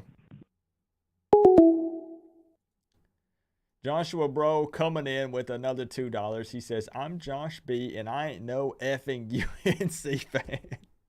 I know you ain't, Joshua. You don't have to tell me twice, man. Trust me, I know that. Thomas Carter also coming through with the 2. Can't remember if I said thank you for that, Thomas. So appreciate you, bro. Only chance to win yet to keep the offense off. Yep. Baby Shack in the building. John Shields in here. Now, FSU, guys, I'm talking trash regardless. I don't freaking care, man. If Miami loses the rest of their games on their schedule, when we play FSU, I'm talking trash. I don't care. You guys are going to have to try to shut me up. And I'm warning you, it ain't going to work. Give the ball to Rooster all day, Taste One. Man, they got to get Rooster involved, bro. I was watching some highlights for Jalen Knighton from last season, and I know it's a different offense, man. Listen, I get it. But there is so much potential. There's a reason why Jalen Knighton is my favorite Miami Hurricanes player on offense. So much potential, and I feel like we're wasting it right now. He's been dealing with some injuries. I get it. But got to get that guy more involved, especially in the passing game, in my opinion. If we can't get it running, if we can't get him things moving on the ground, let me see a wheel route. Like, I don't know. Let me see a screen tonight. Something to get that man involved. Because every time he touches the ball, there's a chance that he takes it to the house. He's got that speed. That next level type of speed, bro. It's so frustrating. What's up, Tar Heel Ron? FSU equals Felony Shoplifters University. Something we can agree on, Ron. Even with a UNC fan. Hey, it's good to see you in here too, Grizzle. I've been seeing you chop it up. John Shields says 52-10. Wait, 52-10 Miami? 52-10 Miami, John? Hey, Bobby Samarco coming in, owning the board. No message. No, what's up with the no messages tonight, y'all? You could say anything you want. You could, Bobby, you could have had the robot lady say, but. But you didn't. I appreciate you, man. Let me sit you atop your throne, and then we're going to get the phone line open back up. Bobby coming in and breaking the two-way tie. You hit send too early. Bobby, just say whatever you wanted her to say, and I'll say it. You on the side of your helmet. And I'll change my voice. I can't match hers, but I'll say it. This is what it take to wear the U. Just say whatever you wanted to say, Bobby. Special teams needs improvement as well. Oh, yeah. I mean, absolutely. Way too many question marks in that area all around, probably other than punting. Right, Joshua? That'd probably be the one area. Headley had been killing it. He got a little banged up, a little injured. Second man up comes in, absolutely kills it. We need to see more consistency out of Borregales. We got to see more consistency out of our return game when it comes to punting anyways. Keyshawn's killing it, returning kickoffs, 100%. Keyshawn is going off. I know Gloria is so happy. Gloria is so freaking happy about that. Hey, appreciate you hanging out, Nathan. Appreciate you. Nah, you're good, bro. Just wanted to throw some support because I'll be at the game tomorrow and might miss most of the stream. Enjoy the atmosphere, Bobby. Enjoy the vibe. You know, go in there and just yell and scream your lungs out, Bobby. Show some love for the Canes, man. Appreciate it. Appreciate the support. Let's get the phone line open back up again. Let's get it rolling. I'm getting distracted tonight, man. Praying it's packed. I hope so, Bobby. I saw that they got Radakovich to tweet about it, and they're like, come on, Canes fans, let's pack the Rock. I'm going to be honest, I don't think it will be. I'm not trying to be rude. I don't think we pack the Rock tomorrow. Jordan, what do you think? Are Canes fans packing the Rock tomorrow? You never know. Yeah, and that's, they might. It's not me being negative. I'm just being honest. It's, you know, just look at the history, like 2-2. I don't think Canes fans are packing the Rock tomorrow. I'm just keeping it real. But I hope I'm wrong. I hope I am. What's going on, Jordan? How about that Crip, dude?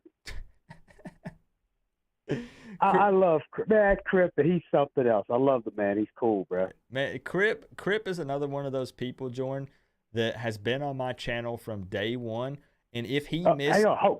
Coop, hang on. Hold up. I thought I heard sirens, bro. My bad. The fan police? It's okay. It was a false alarm. False alarm. Tell me when they're gone. Tell me when they're gone. It was a false alarm, bro. False alarm. We're good?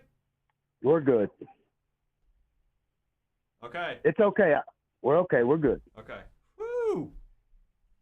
Man, you scared me for a second, Jordan.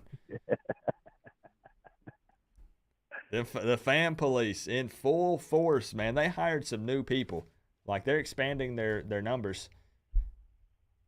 I mean, you know, I'm not going to sit here and talk about X's and O's because, you know, the wholesome one has been hitting the nail on the head. You know, I watched your Up All Night with Coach Hayes. Hope you're feeling better. Oh yeah, and, finally. Yep, I'm glad you told us how you really feel about Mallory. But this, everybody needs to relax, dude. I mean, I understand things are in turmoil right now, okay? But it is what it is. You know, things will work out. I really think they'll work out. Do you want me to be 100% honest with you? Of course. I'm actually still very excited and optimistic about the future for us. And I'm not just saying that. I honestly am not. I still firmly believe that because the thing is it could still even be that big changes do have to be made. The difference is that I do feel like the right changes will happen. So I'm still optimistic. It doesn't change, you know, that I'm still going to vent and be upset at times right now. Like, let me give you an example. Let me make a little analogy here. I'm really bad at analogies, but let's try this. Even if you were to tell me, let's say that Jordan is Jordan has magical powers. He's a genie, and he can see into the future, guys. And well, I did find my sock. He found the lucky sock. There is hope for tomorrow. There is hope. I'm going to change my score prediction. But let's say that Jordan has proven to me he's a real genie. He knows the future. He's proven it to me time and time again. And he comes to me and he says, Coop, Miami will win the national championship in 2024, guaranteed. He's never been wrong before. Even knowing that Miami was going to win a national championship in 2024, I'm still going to be upset when they lose games in 2022. Just because I'm a Canes fan. I want to see us win. Right. So I still get upset. But the point I'm trying to make is I am still optimistic about the future, though. I am. Right. And my thing is, we all fell into the hype machine. We all want them to do good. But, I mean, it's still – things are still gelling, dude. Coaches, players, we're still dealing with previous administration players. No disrespect to the players whatsoever. But, we're just going to have to take our lumps. And I really think things will improve. I agree 100%. I don't have a counter argument. I agree with you. I every year I go into the season thinking Miami's going to go 12-0. That's just what I am. That's how I feel. But everybody just needs just calm down. let's cheer the team on. Let's hope for the best. And if they get better, they get better. And if they don't, well, I mean, there's nothing we can do about it. They still gonna play the games.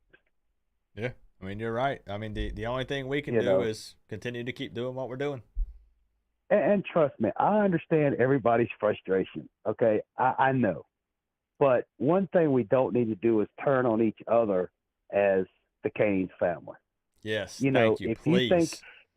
If you think you're a better fan than me because you do X, Y, and Z, well, you know what? Hey, God bless you, bruh.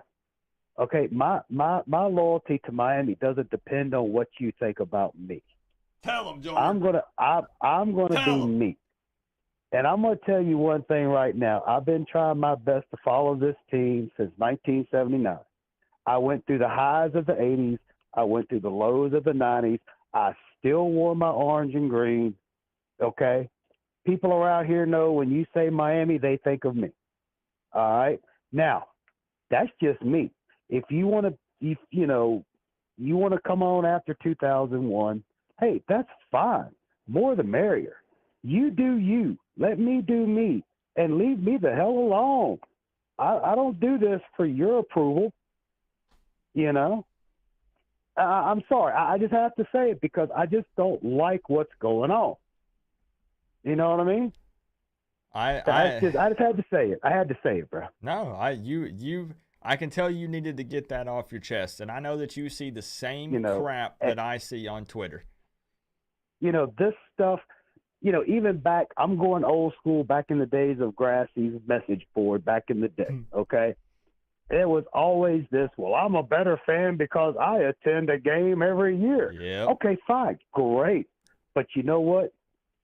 Even though they were, when they were bad, they weren't winning, I still wore my hat, still wore my shirt, got laughed at, got pointed at, but I still did it. Now, does that make me better than anybody else? No. I'm sorry. I just had to get that off my chest. No, and that's what it's such a, how do I explain this? It's so weird because it's not just the Miami fan base. I know this happens in other fan bases as well, but it does seem like for some reason with Miami fans, it is almost treated like some kind of competition or contest or something. And right. At the end of the day, what people forget is they don't know other people's circumstances. When you sit here and say, right. Because I'm going to be honest with you, I had some, what do we want to call this?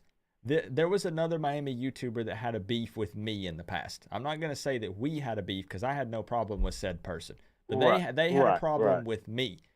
And one of their arguments was always, I go to more games than Coop does. And that argument always made me upset, which you already even just kind of touched on it a moment ago. Because, again, you don't know someone else's circumstances. Maybe I'm not talking about me specifically. Maybe they don't have the money. Maybe they have to stay back to take care of a family member. And that's awesome for you if you get to make every single game. That's good. Good for you. Support the team. But don't judge someone else just because they can't make it to every game. Someone else, man, I'll tell you, Jordan, somebody DM'd me the other day on Twitter. Twitter's such a cesspool, man. Like, I'm over there too. But, man, it's bad. Yeah. They told me there is no way that they will ever consider me a true Miami fan because I never went to the Orange Bowl. And you see, I hate to say this. I hate to say this, Coop. That is the biggest crock of bullshit I've ever heard. But here's the thing. Who are they to sit there and they're what I call aristocratic Canes fans. Okay? Now, if you feel that way, fine. But you got to let people be people, bruh. I mean, scroll. The thing is, when they tore that thing down, Jordan, I was like 12 years old. I lived in Tennessee 14 hours away, and my parents did not care about sports. Do you think my parents were going to take me down to Miami when I was 8, 9, 10, 11 years old, take me all the way down 14 hours, pay for a hotel, game tickets to take me to a game that they did not care about? It would literally have been impossible for me to go to the Orange Bowl. So why would that determine if I am a fan or not when I literally could not have went there? Right. I just wish everybody just relax, let the cards fall where they may. Stop calling it. Stop taking. I don't know. It just seems like people are so selfish. They want the Canes to be successful for their own personal benefit. Mm-hmm. You know what I mean? But anyway, let's move on. Yeah. I don't want to ruin but I did have to say it because it's just a lot of BS out there. It is. Anyway, tomorrow's game, they got to run the ball. The defensive backs have got to play some kind of pass coverage, and we have got to be successful in the red zone, bro. Yeah. Plain and simple. But I didn't really get too much into that because that horse has been beat to death, dude, this past 2 weeks, you know. But anyway, so look, I can't bet against the Canes, bro. I can't. I just can't do it. I got pen and paper in hand. I want to go ahead and play the numbers and say it's 34-30 Miami. Okay. I think I'm assuming that the run game's going to eat up enough clock to keep North Carolina's offense off the field and not, run up the score. And you've heard me preach it tonight. I do not want a lot of Miami fans want us to just abandon the run tomorrow and just come out and sling it. Right. We can't do that. But anyway, yeah, that's about it, dude. I appreciate you letting me rant and rave. I wasn't as good as Crip. No, Crip has had some time to do some things that he likes to do to calm himself down. You can believe that. Yes, he does love his stuff. But all right, dude. Well, look, I'm gonna get out of here. Hopefully next week we'll have us a guest picker, if you know what I mean. Sure do. We absolutely do. So. All right, dude. But look, bro. Again, I appreciate what you're doing. I got your back, baby. Don't worry about F the fan police, bro. Right. I know you do. I'm gonna have to come up there one day to Hurricane Lane and see what the talk is all about up there. I heard that it gets pretty popping on Saturdays. Hey, look, bro. It's a nice little hideout. I got fiber optic, internet. So, you always welcome down here, bro. I appreciate you, Jordan. I know you've got my back, and I got yours, my man. So appreciate all right, the brother. love. You have a good one, and let's go Canes, baby. Sounds good, man. See you tomorrow, bro. All right, later. Bye. Man, Jordan is such an awesome dude. I could sit there and talk to Jordan all night long, man. Repping the Canes out in Louisiana, right, Jordan? Out on Hurricane Lane. Jordan's an awesome dude. Man, I'm loving the enthusiasm and the trash talk in the chat, though, here for real. Like, y'all, there's some FSU trash talk in here. There's some North Carolina talk. Just talk about FIU. FIU loss was worse than MTSU because they lost on Orange Bowl grounds. Now, I believe that technically speaking, the FIU loss would be the worst loss, but MTSU was more embarrassing for me. And even though a lot of people might chalk it up to a new coaching staff and, yada, yada, whatever else you want to say, that MTSU loss was so embarrassing, man. 68-yard touchdown pass. 96-yard touchdown pass. Like, man, like it was just bad. It was super embarrassing for me. Ace Productions in the building. You can call, bro. Absolutely. We got Lenoris in the building. DJ Ferg. Miami softer than tissue paper. That's a little bit of a stretch. I mean, we're struggling. That's a little bit of a stretch. James Kane in the building, too. FSU Rose. Man, y'all showing up loud and proud. I appreciate that. Nick Polly in the building. Nick, I'm not going to talk about the personal things that you have going on. Unless you want to reveal that. That's up to you. But, man, I hope that you and your family are doing okay. We both know what I'm talking about here. And, man, I hope that you're feeling better and that you and your family are doing okay. I'll keep it vague, man. I hope that you're doing all right, man. How many times can I say man? Man. Man this. Man that. Man. FSU softer than hospital cotton? What does that mean? Is hospital cotton extra soft? Like, I'm actually not sure. What does that mean? Yo, who we got on the line? Hello? Hello, are you there? Yeah. What's up, Coop? Let's go. You got in. I think I accepted 2 calls at once there. So whoever else was on the line, I apologize. I don't know what the heck just happened. Who we got? Darren in Kentucky. Darren in Kentucky. Now, Darren, let me ask you something. I know you know this, but we got to make sure that everybody else knows this because you're in Kentucky. Are you a Canes fan or a North Carolina fan? Your helmet. No, What's up, Co-op ready for some football, brother? Hey, I got to make sure, Darren, just in case, just so you know, everybody's on the same page. My son, he always on there. North Kentucky Canes, I think. Oh, yeah. I know him. Yeah. We coming to the Florida State game this year. Oh, let's go, man. I think that I've tried to link up with your son in the past, but I think I'm thinking of the right person.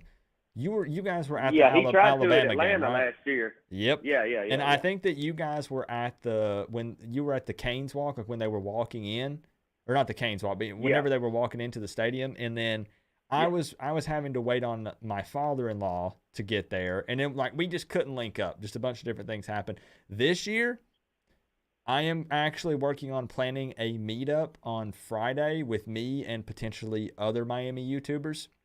So we'll have that in the works. And then I'll also be tailgating all day or all night, whatever, leading up to the FSU game. So we have to make it happen this year. Yeah. No, we'll be down there on that Thursday, I think.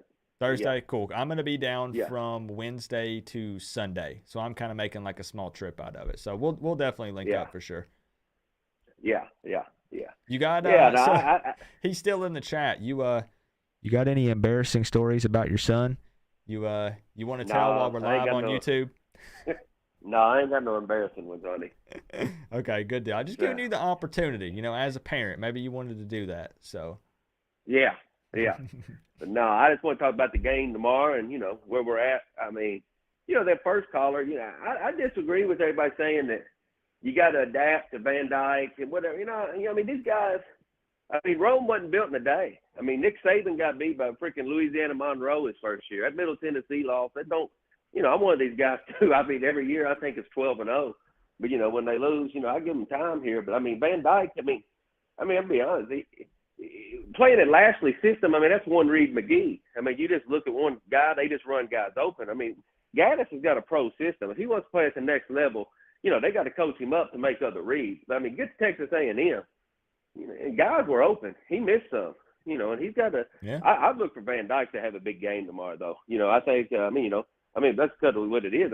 He was Yeah, he was a first-round pick, probably still is, even though on potential. But, I mean, he ain't lived up to it. He's either going to have to put up or shut up, so he can't keep pouting now. Yeah, there's there's a lot of eyes on this game.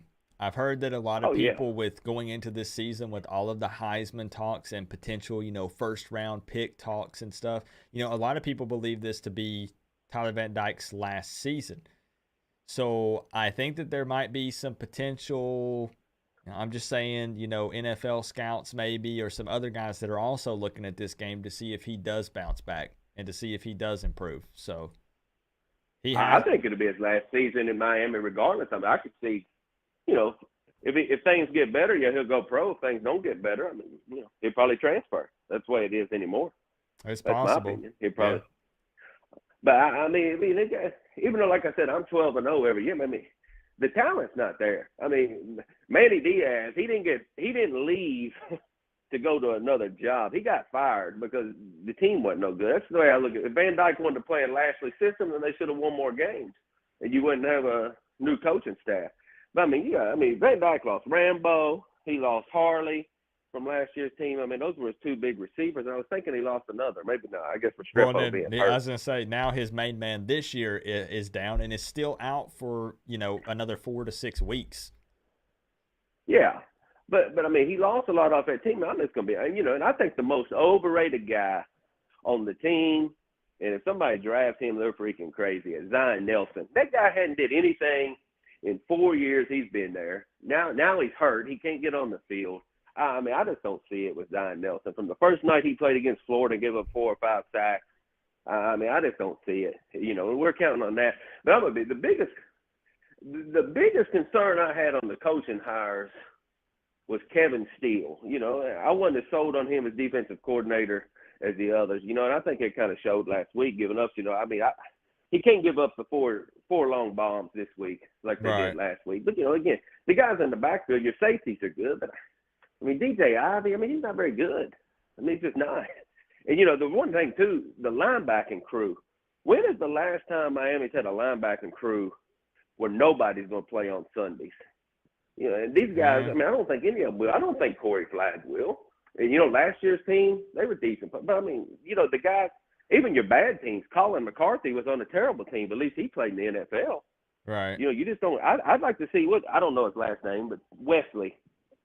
I mean, I'd like to see Diaz throw these young guys out there and give them some playing time. That's my opinion on that. Fair. Yeah, and I've always these other guys. It's interesting that you bring up Kevin Steele because I had initially said kind of the same thing because Kevin Steele brings a very lengthy resume to Miami. He's got a ton of experience. However, sometimes, at least from my standpoint, my personal opinion, is that sometimes, this sounds rude, I don't mean it in a mean way, but sometimes some of those guys that have been in the game for that long are a little stubborn and don't want to change their ways. That was something that I said early on with Kevin Steele, where I was like, on the side of your helmet. I hope that he's Co-op, not that guy. I figured out Super Chat. Area code Yeah. 973. And, to be honest, I don't know how old he is. What is it, 55 to 60? I don't think he's ever got a head coaching job. Gaddis, you can question him what you want, but he's going to get a head coaching job. I think Kevin Steele is, he's 64 at the moment. Yeah. And, he's never got a head coaching job. So, but, I think, the offensive line as a whole, I've seen improvement down there. But, over the year, but I just, the linebackers, they just got to get some new blood in there. That's one of the, in my opinion, that's the thing. And then the only other thing that really concerns me or bothers me is, Parrish. I like Parrish. But like you were saying, Knighton. Knighton was rolling against Texas A&M. They're a good 1-2 combo. Yeah. But I think they give Parrish a little more. He's good, don't get me wrong. I think he's third or fourth ranked on PFF running backs in the country. But, you ever watch when the camera shows the running back coach? I know he came from Ole Miss, but he's always coaching up Parrish when he comes out. It's never the other guys. Yeah, they've got a little bit of a personal relationship built up already from being at Ole Miss. So. Yeah, but that's about all I got for it. My score prediction, like I said, I think they'll bounce back. I think North Carolina, they can score or whatnot, but I think it'd be 34-30. 34-30 Miami. All right, my man. Yeah. So I got you down. I will save your number, Darren, so I can address you properly next time. I got you down 34-30. Miami victory. If you are in fact correct, I'll contact you on Sunday morning, and we'll get you that $500, my man. And I hope that you're right and I'm wrong. I'm just being 100% real. Yeah, me too. Hey, appreciate you for calling in tonight. Yeah. All right, have a good one. Yeah. Heck yeah, another first time. I love first time callers, man. North Kentucky Canes, that was his dad, Darren. Hey, man, that's awesome. That's awesome, bro. Let me take a look at some of the messages that I missed here, and then we'll open the phone line back up. Brandon says, how all these non-Canes fans in here?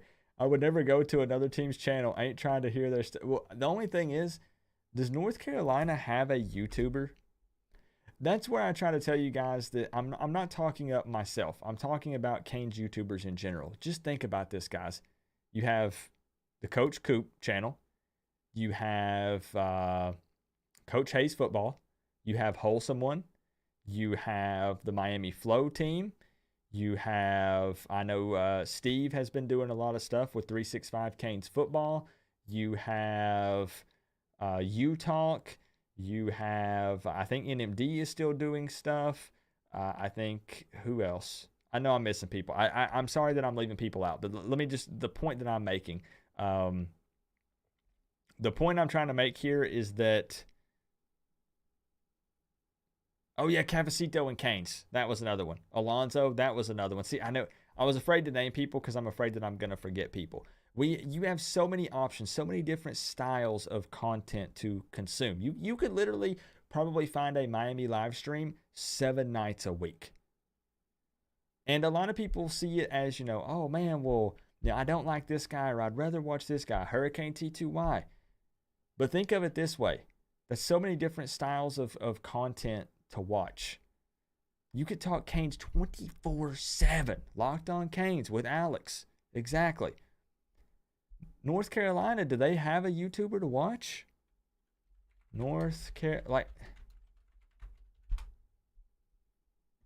I'm just going to put in North Carolina football. I'm scrolling. The videos coming up are mine and T2Y. Does anybody know? Do they have a YouTuber? Do they have a content creator for their team? I don't think they do. I had 2 UNC fans that told me, Coop, I watch all your videos, and I look forward to this game every single year because North Carolina does not have a content creator. It's not like it's required or something, but it's just, it makes it's fun, man. It's fun for us fans to be able to hang out together and to have a voice on a platform and stuff. So, Ahmad coming through with another 2. He says, you figured out the super chat, area code 973. Okay, I'm going to write it down. Yeah, Locked On Tar Heel, and I mean, that does definitely count, which would be part of the Locked On network. So I think that they try to have someone for every team, right? All right, man, I got the area code put down. We'll see if we can get you through here. And Ace, I'll try to get you in if I can. I'll try to. I think their streamer is you, Coop. Man, well, I'm thankful, man. I'm thankful that I can give them some content to watch. Let's get the phone line up back up. But I'm just saying, man, I love that Miami has so many options. It used to be this weird thing where people would argue about time slots and stuff like that. There's no reason to do that. There's no reason to argue over that stuff. Okay. Yo. Looks like we got Brandon on the line. Yo, what's up, dude? What's up? How you feeling tonight, my man? Man, ain't bad. How you doing? All right, no complaints, honestly. Believe it or not, I'm not nervous at all about tomorrow. Like, normally I have some nerves with a game coming up the next day, but with this one at this point, with us being 2-2, and with me tapering my expectations a lot, I'm actually not nervous about tomorrow. I'm going into tomorrow with the mindset of whatever happens, happens. Now we got to go in and we got to play good. I mean, I hope that's what we do. I think all them boys are going to have a fire under them. Yeah, they got to. It's going to be interesting since we talked about a lot, not all of them, but there are some of those players that were under Manny Diaz, and we were typically unsuccessful coming off of bye weeks. So it's going to be interesting to see if that changes at all in the preparations for this game, with Mario being 5-0 at Oregon coming off of bye weeks. So can he get these guys prepared? Are they ready? And the coaching staff as well. Like we already kind of discussed, can Gaddis make some changes? Does Kevin Steele tighten up the defense a little bit? So it's going to be interesting. No, I mentioned Alonzo, Chill Dude 30. Yeah, Alonzo 1219 CWO. Shit, he lived like 10 minutes away. Who, Alonzo? Yeah. Yeah, no, right down the street. No, and that's why I was afraid, though, when I was giving shout-outs to other Miami YouTubers, I knew I was going to forget a couple of them. Normally, I just say all the Canes YouTubers, because I don't mean this in a bad way. Think about what I just said. There's like 12 or so, maybe even up to 15. And I love all those guys. But I'm always afraid to give shout-outs because I'll forget somebody. Yeah, Ace Productions is getting in the game. I've been watching Alex with Hurricane Central. He's been getting in the game, so there's a lot, man. Yeah, I watch you and Alonzo. That's about it. Cool. Yeah, man. Yeah, I love all those guys. So where though is your confidence level going into tomorrow? You can be honest. 10 out of 10. We're not gonna lose. Okay. This is like a rivalry game. Like they always have our number. Like we cannot lose to them tomorrow. Man, it would put a big smile on my face to see Mac Brown really upset all afternoon tomorrow. Because even though at the end I also wanted Manny out, I just picture when Mac Brown had that smirk on his face. You remember when he met with Manny on the 50-yard line and they were shaking hands and he kind of held Manny's arm when Manny was trying to like pull away and Mac Brown was like talking to him? Oh, yeah. Oh, man. Like we got to beat that dude, man. I can't stand Mac Brown. I can respect him, but I can't stand him. He ain't gonna hold Cristobal's arm like that. Cristobal, a big boy. I think he might swing on him. I ain't gonna lie. That's a big boy. Oh. So what I'm gonna do, Brandon, is if you have anything specific you want to talk about, we can definitely talk about it. I'm gonna try to fire up a little bit of a lightning round because I haven't got in as many calls as I typically do at this point. We're going on. Yeah, dang, we've been live 2 hours already. That's crazy. So I'm gonna try to go quickly, and at the very least, let me go ahead and get that score prediction from you so I can put you down officially. I'm going 45-31. 45-31 Miami. Now that would be definitely a 180 in my opinion for the Miami offense to put up that many points. But if Miami is going to put up those kinds of points, North Carolina's defense would be one that they could maybe do that on.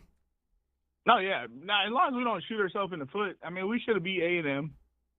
We sure as hell should have won against Middle Tennessee.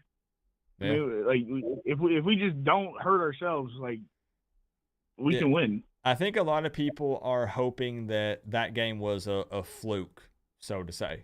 Basically, that and I don't. What I hate though is I saw a lot of the player interviews when they were saying, "Well, we didn't take them serious.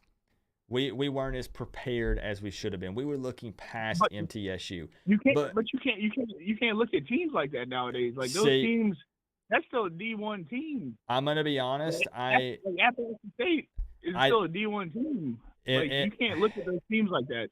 Look at Marshall beating Notre Dame. That's still a D1 team. They still got players. Like you can't overlook anybody. Yeah, man. I think it's a BS excuse. Like, I mean, it doesn't matter who the opponent is. If anything, you go into that game and you really give it your all because you're coming up on a bye week. Like, you get to kind of rest a little bit more, recuperate. Like, I don't know, man. It's just a BS excuse. I believe they came into that game lackadaisical. Like, they just were like, nah, we're just going to kind of run through the shit and we're still going to win. That's exactly how they probably took it. And you can't do that to any team nowadays. Yeah, you're right. I mean, you gotta think every team you're playing is Alabama. Yeah, I mean, that's how you gotta go with it. Yep. Well, hey, Brandon, I got you down. I got the 45-31 Miami victory. Got you officially entered into the $500 score prediction contest. I appreciate you so much for calling in tonight, man. I appreciate it, man. Go Canes. Have a good night, bro. You too. All right, bye-bye. So that's what we're going to do, y'all. Hey, Brandon, I appreciate you being the first one to call in for the lightning round because I know you weren't expecting that. I kind of threw that in your lap once you got through. But what I'm going to do is try to do a little bit of a lightning round. I'm going to try to limit these streams, guys, to 2 hours. I've been doing 2.5 hours, 2 hours and 45 minutes. And I found that 2 hours seems to be the length of the show that seems to work out the best, right? People start to lose interest after 2 hours because we could just go on and on and on, right? I've been here since the first minute. I try not to miss Coach Coop. Yeah, man, Greg's an OG. I appreciate Greg so much, man. Greg is always here hanging out. Greg's a good dude. So no. What I'm saying is I'm gonna do a lightning round. Oh, Melissa's still here. James Kane is still here. The real ones, man. The real ones. Your number is in my DMs. Let's see. Ace slid up in my DMs. To wear to you on the side of your helmet. My number is in DMs, dog. In DMs. Robot lady, man. What do I pay her for? So we are going to do, so I'm not going to end the stream, but we are going to do a little bit of a lightning round. All right. You can watch me all night. I appreciate you joining. Thank you, Rob. What's going on, Lamar? We'll chop it up for a little bit longer. Let me find, because Ace has been doing his own channel, which I've been enjoying. Jordan's been posting videos too. I don't know if Jordan wants me to say that or not, but Jordan's been posting up like day after videos. See, Jordan comes in with a level-headed approach. Jordan comes in his videos and he's like, okay, I've had time to think about this. I've let it simmer. Let's talk about it. My video is like, what can I break? Let me find something to throw. Like, I'm so mad. I film my videos like 10 minutes after the game. Like, I'm heated, man. The whole show should be a lightning round. Well, I mean, I want people to feel like they have a voice on my channel. You know what I'm saying? So I need to be better at limiting the length of the phone calls a little bit, but it's fun to get to know you guys, you know? So I feel you though. I feel you. It's tough when I only get a couple people in. Let's see. Let me see if I can give you a call, Ace. I don't call out very often, so it makes this kind of tough. You film yours 0.3 seconds after it finishes. Yeah, the one where you were in your garage, I'm sure you did. Hold on, guys. Give me just a second. Okay, and then we'll open it back up. So just keep in mind, Ace, I am still going to try to do a little bit of a lightning round here. 0. I'm going to call you, bro. I'm going to call you. I don't do this often. But I'm going to try it. We'll see if he answers, guys. Hey, yo, what's up, Coop? What's up, Ace? How you been? I mean, about as good as a 2-2 Miami Hurricanes fan can be, you know. Yeah. I've been enjoying the videos and the breakdowns you've been putting out. I try to watch everybody. If anybody in the chat has a channel, man, I try to keep up with everybody as best I can. Yeah, I appreciate you. So I took a little break. I took a little break for a little while because I had focused on school and other stuff. You know, school is over everything. That's fair. Oh, definitely. Yeah, man. I mean, that's potentially your future you're talking about here. So. Miami versus North Carolina. Last few meetings, they haven't been the best. So I mean, I'm gonna go into this game a little higher on Miami, I think, on this one than I would on North Carolina, just because it's a new year. I feel like with this coaching staff, I think we can put it together finally and win this game. I feel like. Do you care? I'm getting like I'm getting feedback in the background. I'm hearing like an echo or something. Oh, that's my fan. Oh, okay. That might be what it is. Sorry, I just let me turn that down. on my end, I don't know if it's as bad on the stream. On my end, I just hear. I'm saying. Okay, that's better. That's better. So yes, you're Jordan, I have my sunglasses on. So you're feeling pretty good about this game, actually. Yeah. Okay. Coming off a bye week, I feel it's different. I don't think it's gonna be the way Manny would handle it. Oh, I'm here. I am hearing an echo too. I hear that too, Baby Shack.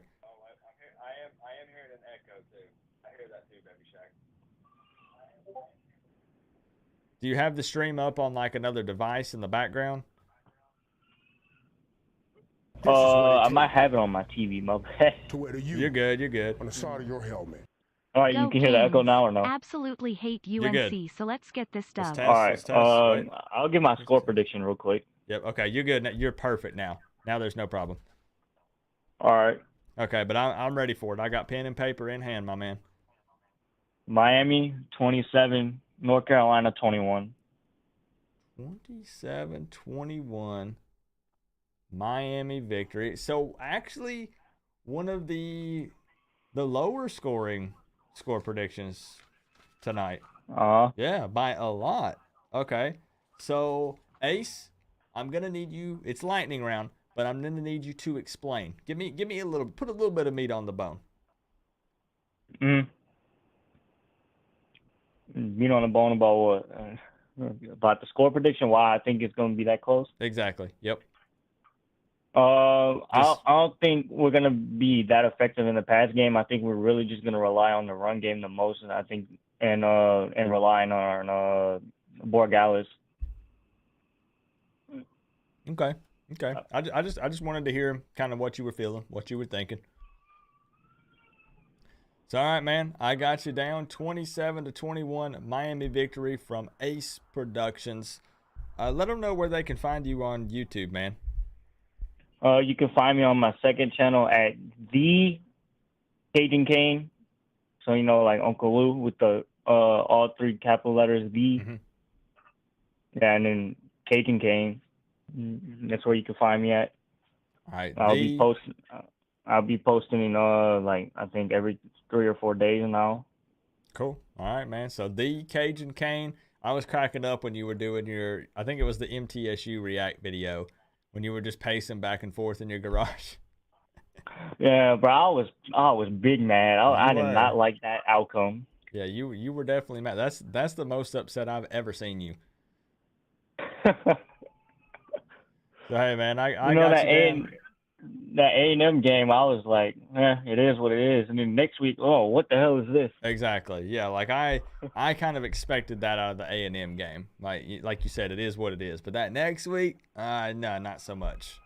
So appreciate you for calling in, Ace. Yeah. I'll tune in anytime. Hey, sounds good. Appreciate you, bro. All right, you too. All right, bye-bye. All right, bye. Man, guys, those bots are going crazy. Bro, how many are there? I'm banning all of them, and they just keep making new accounts. I wish I knew. Listen, man, I'm not a very confrontational person. You guys know this. I'm all about, I'm going to fight you with words. I want to use my brain. You know what I mean? I want to win the mental war. But if I could ever meet one of these people in person that make these bots, if they're, I realize there's programs that they create, there's code and it automatically does all this stuff. But if I could meet in person one of the people that is responsible for creating these bots, I'm talking baseball bat to the knees type of violence. I'm not kidding, bro. I am not kidding. I'm going all in. Man. You want to see me get heated? You want to see Coop get actually mad? I'll show up, man. We actually had a thing one time because let me tell you one funny story and then we'll get back to football. I used to work at a computer shop. You guys know I was the lead tech at a local computer shop for 8 years. We would see customers come in all the time where they had fell for scams online. Like, oh, click here. Your computer has a virus. Call us at 1-800 blah blah blah blah blah. You call it, they remote log into your computer. They tell you to go buy $300 in iTunes gift cards and they'll fix your computer for you. Well, I actually managed to troll one of the scam guys through the customer's computer and we got an address. We ended up getting an address. He thought we played it like we were some kind of like hot chick. We got his address. Let me keep it PG-13.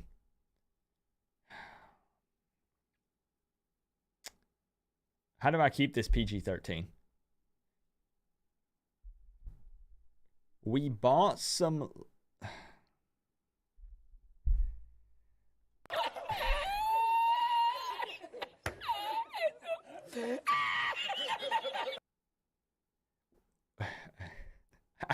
I'm trying to think of how to say this.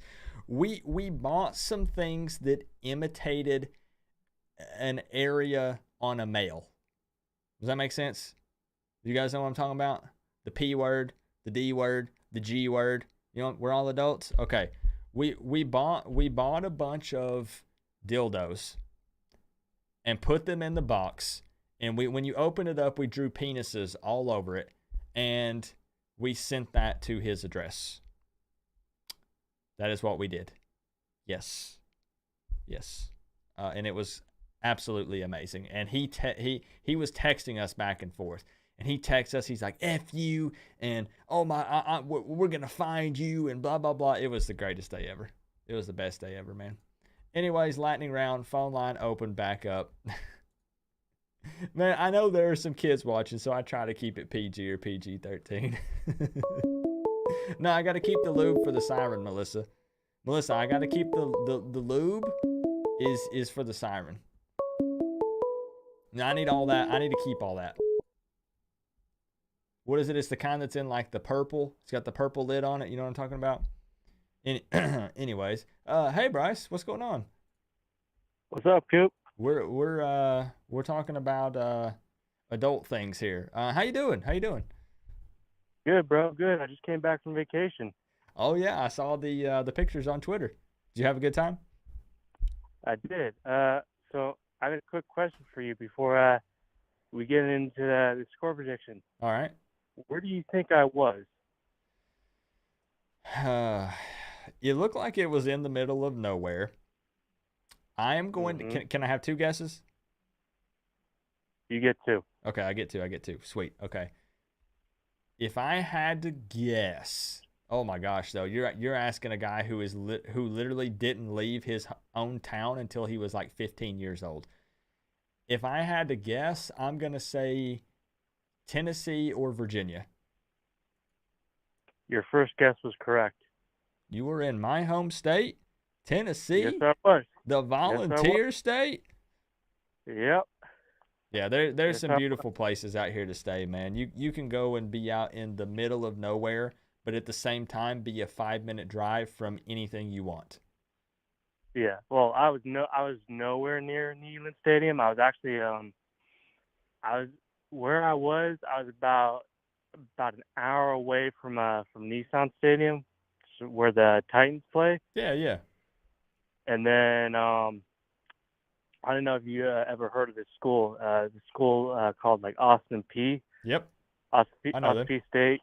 Yeah. So that's about where we were at. I'd say about maybe a half hour, 45-minute drive at most. Okay. So now, do you care? Yeah. Do you care really quick, Bryce? I need to address something in the chat really quick. Is that okay with you? Yeah, go ahead, bro. Okay. Because there's someone in the chat right now. Hold on. You guys, some of you don't know the history, but he'll get it. Groove is in the building. Do you guys know who Groove is? Here's the thing. Groove he's a Canes fan, but he's always trying to fight me on Twitter. Groove is always like, Coop, he's always posting videos of him like boxing and stuff, and he doesn't tag me, but I know they're directed at me. I just know they are. Hold on. I got something for Groove. Hold on.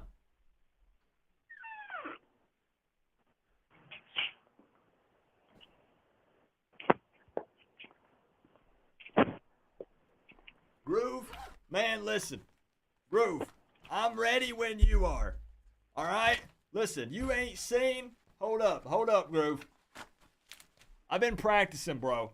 All right, and I know, guys. He's directing them at me. He doesn't say they're directed at Coop, but that's what he means. He means they're directed. It's just watch this, Groove. Watch this. Look at this. I hit him like this with the left, the right, and then follow with the uppercut right under the chin. Just boom, knocked out. Boom, put him to sleep, y'all. Look at this. Watch the footwork. Watch this. Duck. Hit him with the hook. Follow into the uppercut. Woo, Groove. Man, I'm telling you, man, he don't want the smoke, man. He don't want it. I'm telling y'all, Groove don't want it. He don't want none. Anyways, hey, welcome, Groove. Appreciate you being here, man. All right, I'm sorry, Bryce. I appreciate you for being a good sport, man. I know you're good, bro. So, coming fresh off of a vacation, you should be nice and relaxed. You know, you had some time to step away. Well, how do you? I'm gonna be honest with you, bro. It's kind of hard when you're in Tennessee, when you're seeing a certain, let's just say a certain individual that we should have not lost to. But you know, we're not gonna revisit that. It's in the here kind of moment kind of thing right now. Fair. So, but yeah. But since I've had some time to unwind, collect my thoughts, be able to, see which players we do have, which players we don't have.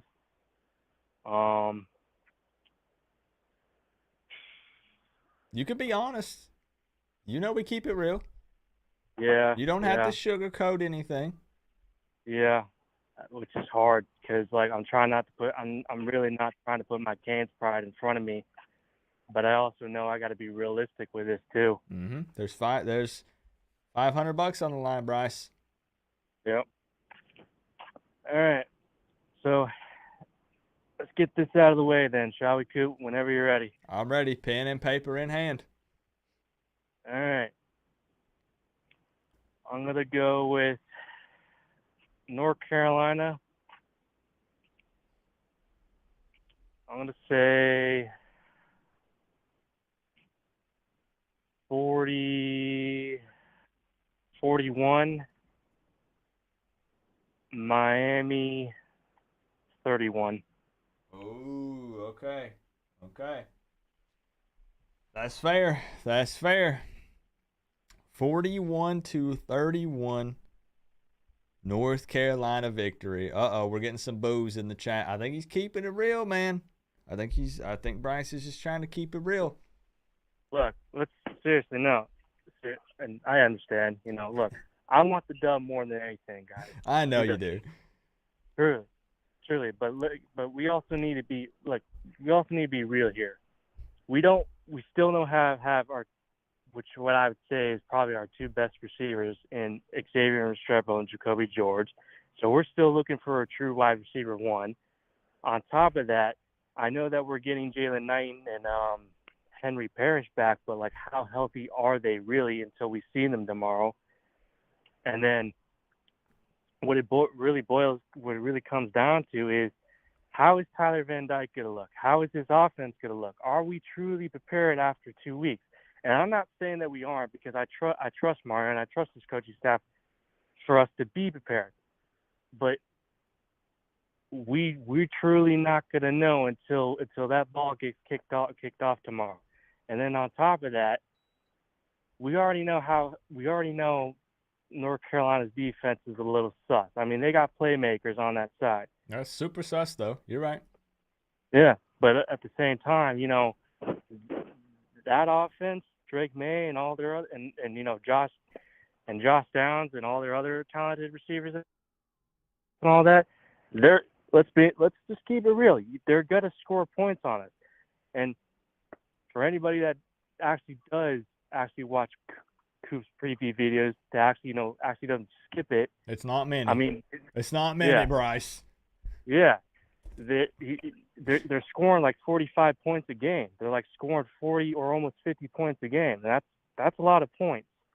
And if you're not including the Bethune-Cookman game, we've only scored maybe about almost 30 plus points. So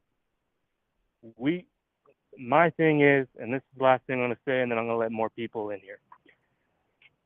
What we need to see tomorrow is that we need to see this team come out and play like they belong, like that. We belong there. This is even though I know it's not our home, but still, we play at Hard Rock Stadium, so technically it's our home for now. Yeah. We got to come out and play like we're fucking pissed off. Excuse the language. No, here's the thing. If I'm not going to lie, I'm keeping it 100 with you. If we come out and show no sense of urgency in this game, then we are definitely in big trouble for the rest of the season. If we are 2-2 right now and just dropped a game to a Conference USA team and then get a bye week to prepare, 2 weeks to prepare for UNC, and there's no sense of urgency in this game, then I'm really going to be worried. Because I said it against MTSU. I said it's not just a loss, but it's about how you lose. I don't want to see us being like, oh man, we're down 3 scores. There's 10 minutes left in the fourth quarter. We better get it together. We better be treating the game like that when we kick off in the first quarter. Yeah, absolutely. I 100% agree. But, and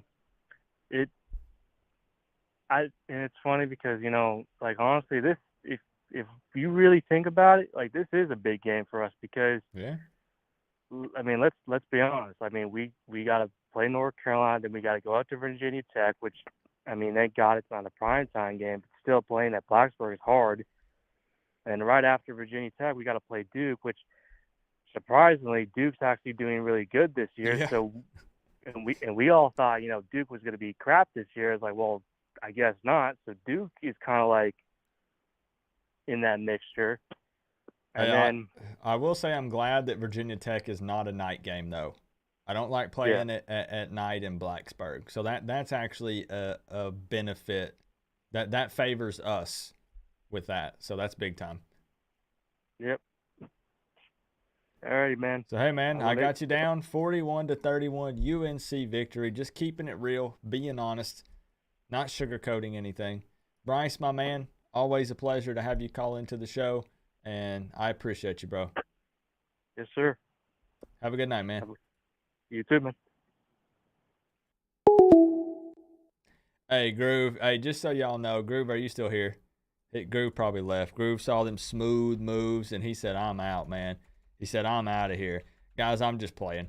Groove, he does a lot of boxing, and I always joke with him. I should have actually explained this because now people are going to leave and they're going to think me and Groove have some kind of beef or something. No. It's all just a joke.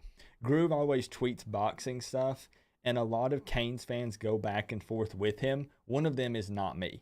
Whenever I tweet at Groove, I always tweet that, what's that little dude? Hasabula? What's his name, guys? The little Hasbula? You guys know what I'm talking about? This dude. I always Groove will just tweet something about boxing. He'll tweet him warming up, like boxing, and I'll be like, "Oh, Groove wants to fight, huh?" And I'll send him a gif of Hasbula like warming up, like boxing and stuff, and I'm like, "Oh, Groove, you want the smoke? You want to fight, bro?" And he doesn't actually mean it towards me at all. It's just an inside joke. Just. Man, you would think I don't have to put out these disclaimers, but I do. Because people take things way too literal in today's times. It's just a joke. It's just a joke, y'all. I'm just going back and forth with him. He might have left, though, for real. I don't know if Groove is still here. That's another podcast or channel that you guys could check out, which would be Storm Warning. That would be with Groove and A Black. 2 really good dudes. So you could check them out as well if you want more Miami content. We got this tomorrow, says VT. I hope so, man. I hope so, bro. I think that we might wrap this thing up, y'all. Again, I'm trying to keep these at 2 hours, again, if I can. And I think we're going on like 2.5 hours, 2 hours and 40 minutes or something like that. So I think I might wrap this thing up. I've got some stuff to do to prepare for tomorrow for the 4 p.m. kickoff against North Carolina. Groove probably went to Twitter to troll. I'll be ready to troll back, man. I'll be ready to troll back. Hey, Ahmad, I would like to get you in here, man. It was 973 area code. So the only way to officially be entered into the contest is you must call to give your score prediction. You do have to call because it's too difficult for me to keep up with all of the comments. Tim Ferriss says, what up, Coop? Not a Canes fan, but a Bama fan. Okay. Just want to say, really enjoy your content and YouTube channel. I've been subscribed for over a year, and I appreciate everything you do. Go Canes RTR. I'm not gonna elaborate on the RTR. Everybody knows what it means. I'm not saying it out loud, Tim. But I appreciate you being a subscriber over here, man. I really only talk Canes, but I try to be entertaining either way.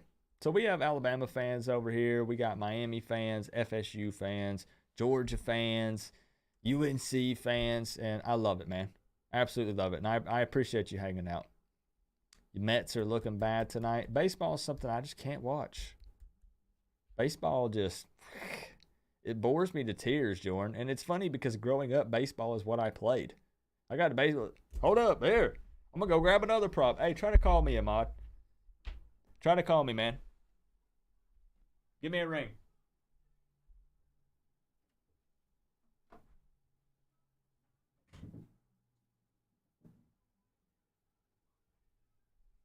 Look, Jordan. Jordan, they ain't big, but I got them. Huh? That was my sport of choice growing up. I used to love baseball, Jordan. I don't know what happened. Yo, what's going on? Who we got on the line? Coop.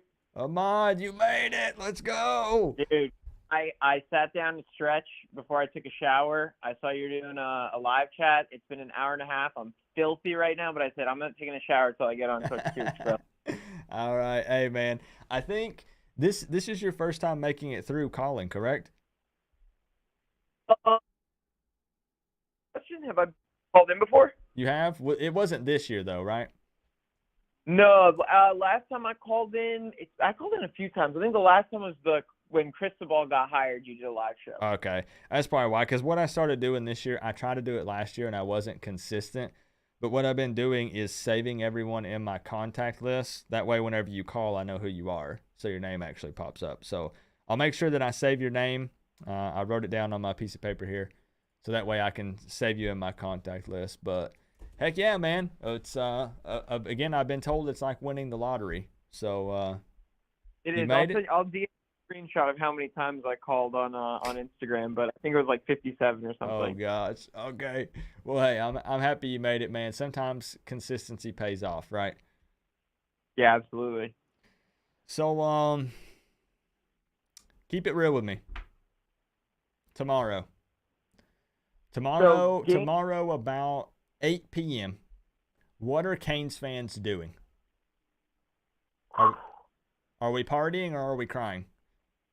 So my take on it, I'm going to the game. I'm a season ticket holder. I try to go whenever I can. I think you mentioned a little bit earlier, but when those Vegas odds came out, I'm not a betting man. I've have an addictive personality. I've never bet on team sports ever in my life. I was really tempted with that -4 line that opened up. I just don't get it. And Vegas is rarely wrong. So, that's kind of weird to me. But with how UNC's offense is looking and how abysmal our offense is looking, plus I think our defense isn't as bad as they showed versus Middle Tennessee. But, man, I mean, those 4 big plays, I don't get how you let those up against a team like Middle Tennessee. Was that game a fluke? I don't know, man. That's a good question. I hope so, but I just don't really think there's any excuses to losing that game. And I know some people say, oh, it's not Cristobal's team. He didn't recruit these guys. But you look at the talent on the field, and it's still not really comparable. Miami's still rolling in top 15, top 20 recruiting classes the past 4 years. Do we have gaps? Yeah, but do we have less gaps than Middle Tennessee? Absolutely, we have less gaps than Middle Tennessee does. So I don't know, man. I think it's going to be a hard game to. I don't see us winning. I wouldn't be shocked if we win, but my whole mentality, I'm going to go there, man. I'm going to have fun. I'm going to tailgate. I'm going to watch the game. If we win, I'll be ecstatic. If we lose, I'll try to be a realist about it. We got a lot of injuries right now. TVD's not doing good. I don't know if he's in his head or what's going on with him. Obviously, the receiving core is not what it is without Restrepo and Jacoby George, and we're missing Rambo. And, it's – I don't know. I can see us winning, but I'm not going in the most confident at all. Okay. That's a fair assessment. You make some very valid points. But with that being said, you know what we need, right? Score prediction, yeah. And I'll give it to you. So this is I'm not going to go against the Canes because the last time I did that, believe it or not, was versus Alabama. It must have been last year, opening day, and I predicted the score correctly. I think it was 44-13.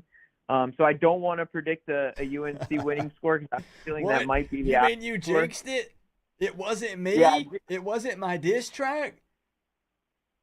It no, was all Ahmad's fault. We didn't know. Now we know. It was a very easy calculation for me. I didn't see us scoring more than one touchdown and 2 field goals. So I had 13. I took the spread, and I think I added 5 to it. That's fair. And I came over, and that was it. So I'll go 27-24 UM. Okay. 27-24. Miami dub. Okay. So Coop, I do have a bone to pick with you because you said one thing that was blasphemous earlier in this chat. Yeah. You said that the Middle Tennessee loss was almost worse or more embarrassing than the FIU loss. It is, bro. The thing is, when the FIU loss happened, it was like, and I wasn't even here, so funny story, I'll tell it real quick. Yeah. I was in Italy. I got food poisoning. I was still going to watch the game, even though it was really early in the morning, but I had food poisoning, so I fell asleep during the first half. I was puking all day. And I wake up, and I see that FIU won. And my messages, my Instagram, everything, I mean, it was like the world was ending because everyone went to the game. It was a big game, because it was in Marlins Park and but it's like even FIU fans aren't FIU fans. They're Miami fans. That makes it so much more embarrassing. They all rep the U. To lose at home to a team like that, I don't know. Like, the Middle Tennessee loss is embarrassing, don't get me wrong, but it felt bad. It felt really bad. And watching the game, there was points where we're down 10-0 and TVD threw the pick 6 and it was like a second pick. And I was like, all right, we're still going to win. And then they were up 17-3. And I was like, okay, I think we're going to lose this game with how we're playing. And it sucked, but it didn't feel like the world was coming to an end. That FIU game was like, oh my God, this is the bottom of the bottom, I mean, you do make some valid points, and it's possible that I was maybe, a little extra emotional at the time. I think for me, what made MTSU so embarrassing is, how do I explain this? I think it's just because the expectations. Now, I'm not saying this for me. I tapered my expectations, but should have tapered them even more. We've already discussed that though.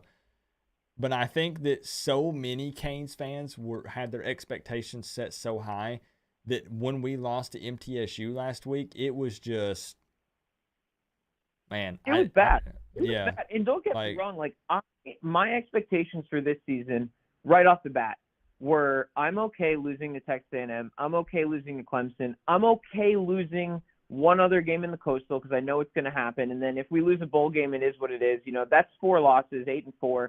I thought that was pretty reasonable. 8-4 seems like it would be a miracle at this point, to be honest with you. And I still love the Canes. I'm still going to go to the games. I'm still going to rep them. I'm still going to, do everything. And I'm not going to overreact. I get it's Cristobal's first year. Hopefully recruiting doesn't take a hit and we move forward from here. But I don't know. Even my 8-4, which I don't think. I think it was a modest, realistic prediction. Maybe not. But I wasn't saying 9-3. I wasn't saying 10-2. I was saying 8-4. I think we'll go 8-4. If you only two. If you had posted that anywhere, you probably got a lot of hate for it.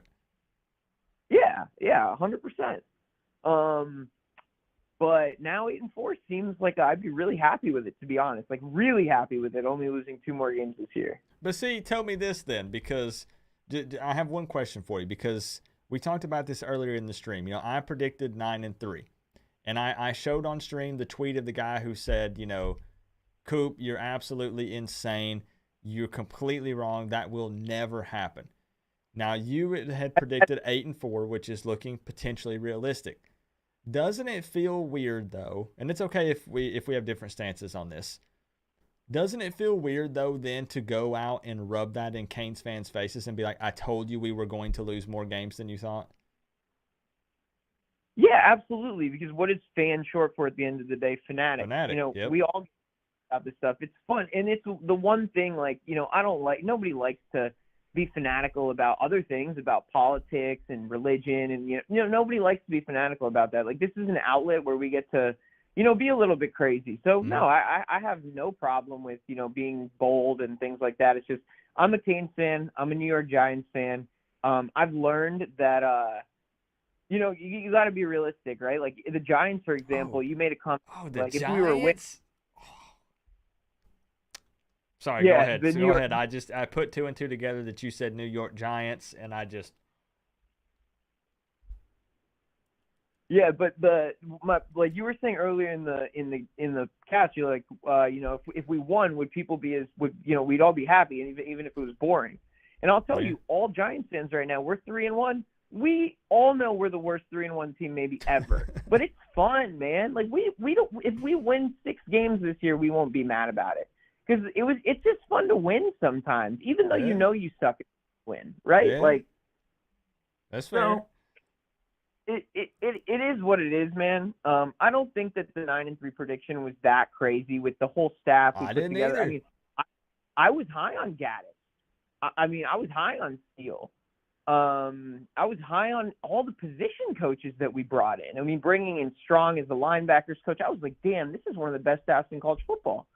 So I was like, they can take these people who are, these kids who are talented and maybe were a little bit underdeveloped from the previous staffs. Mm-hmm. I wouldn't think 9-3 is a crazy prediction. I would actually say, if you asked me earlier, I would say, 8 to 9 wins. 8 to 9 wins. Anything else is kind of unacceptable. And now I have to swallow that pill and just kind of, be realistic about it. Like, not overreact about it. If we have a bad season, we have a bad season. Somebody already mentioned before, Saban didn't do great his first year. He lost to Louisiana Monroe. This stuff happens. So yeah, and I mean, what I ended up saying, and again, that's what sucks whenever you post stuff on YouTube, is people will only take specific clips. They'll leave out the disclaimer at the beginning or the but at the end. Like they only see the little small snippets of it. When I predicted 9-3, I said that's what my personal prediction is. However, I feel like basically he just needs to at least win more games than Manny, which would be, Manny was 7-5, so he needs to win at least 8 games. I'm not saying that that's successful, but I'm just saying that would keep the Canes fans that are instantly pitchforks and torches and let's burn this thing down, let's start over. It would keep them at bay temporarily.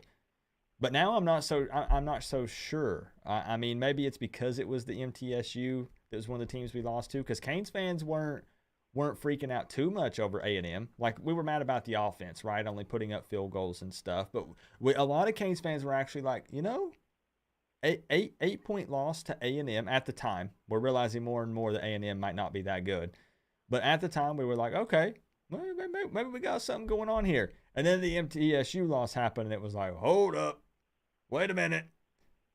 But I just feel like that he has to win more than Manny, and I'm not saying that as even my personal opinion. I'm just saying if he doesn't, I know exactly what Canes fans are going to say. We were better off just sticking with Manny because Mario won the same amount of games. Again, I'm not agreeing with that, but that's what will be said. And I've already seen that kind of. I mean, I stay off Twitter and Facebook and that stuff because I think it's good.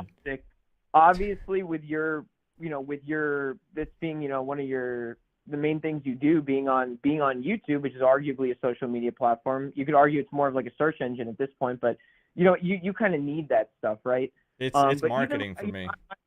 Yeah, exactly. You need it. It's part of your job. But for me, I still go on like Reddit, like r/Miami Hurricanes a lot. I post there a lot, comment there a lot. And you see some of those crazy people. Thankfully, they get downvoted because you can actually tell what the majority of people are thinking, which I think is like one of the problems about like Twitter and stuff, is like you say something super controversial and you have a bunch of people whose opinions you wouldn't really care about or you would never associate yourselves with in real life, right? Pretty much losers that are just checking their phones and looking for arguments all day. But yeah, I mean, those people are always going to be out there, but I like to think that they're the minority. Yeah, definitely. All right, man, I got you down 27-24, Miami victory in a close one. Ahmad, appreciate the support tonight, my man. Appreciate you calling in. I'll let you go clean up and take that shower that you said you desperately need. So I appreciate it, Coop. Really a pleasure, and really appreciate you hanging on and taking one last call. Yeah, always love talking to you. Absolutely. Have a good night, my man. You too. All right, bye-bye. Good caller, man. Listen, I know people are going to be upset. I know there are more people that want to get in, and I want to get everyone in. Look, if I could get every single person in, I would. Like, how many missed calls are we at tonight? Let me look. I'm terrified to look, actually. For tonight, we are at a grand total of... This is going to be people calling multiple times, obviously. But we're at a grand total of 650 missed calls. So, yeah, I know there's at least got to be another 10 people that wanted to call in. I know. I'm sorry. I will try my best to continue to keep this thing rolling. Even if someone wins the $500, guys, we will fire up some other sort of contest or competition. We were blessed in Nick Polly. Guys, this is courtesy of Nick Polly. I don't know if you guys know that. Nick Polly donated all the money to make this happen. All of it. Which is just wild. It's crazy. I've had other people behind the scenes. You know who you are. I have other people behind the scenes that have been donating money to give away t-shirts. That's courtesy of them. And they didn't even want their name shouted out. And I respect that and appreciate that very much. So people don't understand how much the community helps, how much the Canes fan people here. We're all family, man. We're all looking out for each other. We're all taking care of one another. And it means the world, man. It means the world. Hoodies. Yeah, Melissa, I don't even have one of my own hoodies. Why not? Why do I not even have one of my own hoodies? Like, this isn't even a plug. Like, I'm not even playing. Hold on.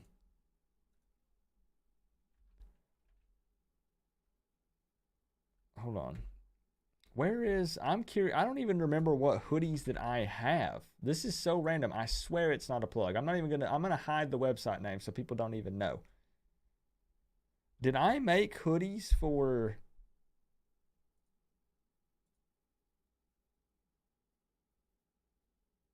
Because I would want a hoodie. I would want this.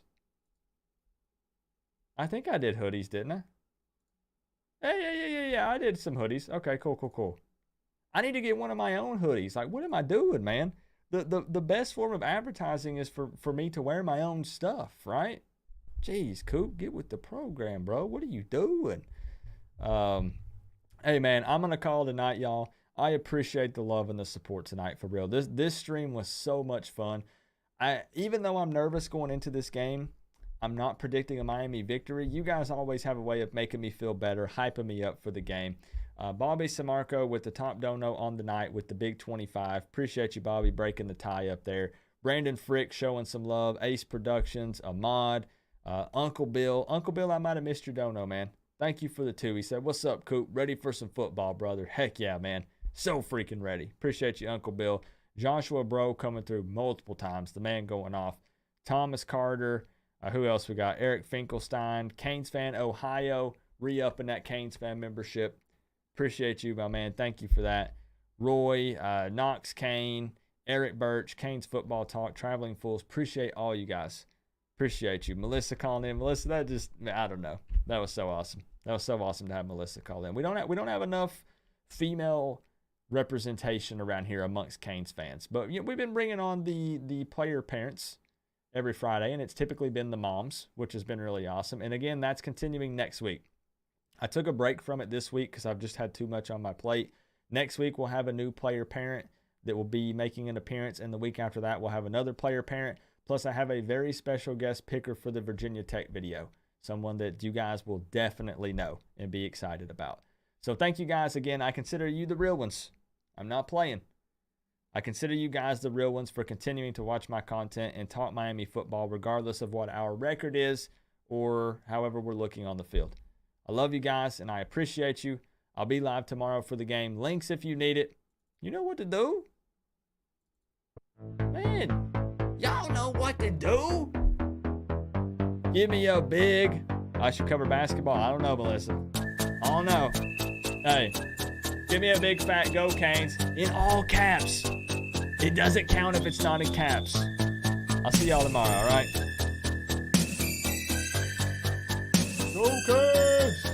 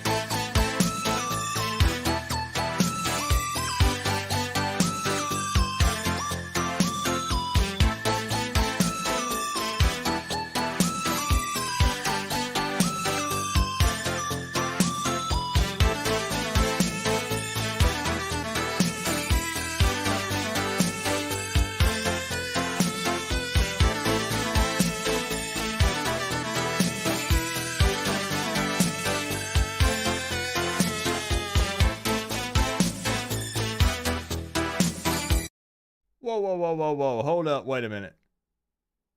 Who sent $100 to my PayPal? Hold up a second. I feel so bad because I did not notice it. If you are in the chat, thank you, my friend. I have no... Corey sent $100 to my PayPal and said, help improve the streams and videos for the college football family. Oh, man, I got to figure out who this was, y'all. Who was this? Man, we'll figure it out. We'll figure it out, man. Corey, that... Frick, man, that's like... Bro, I'll send you an email. I'll send you an email, man. Appreciate you. I can't believe I missed that, man.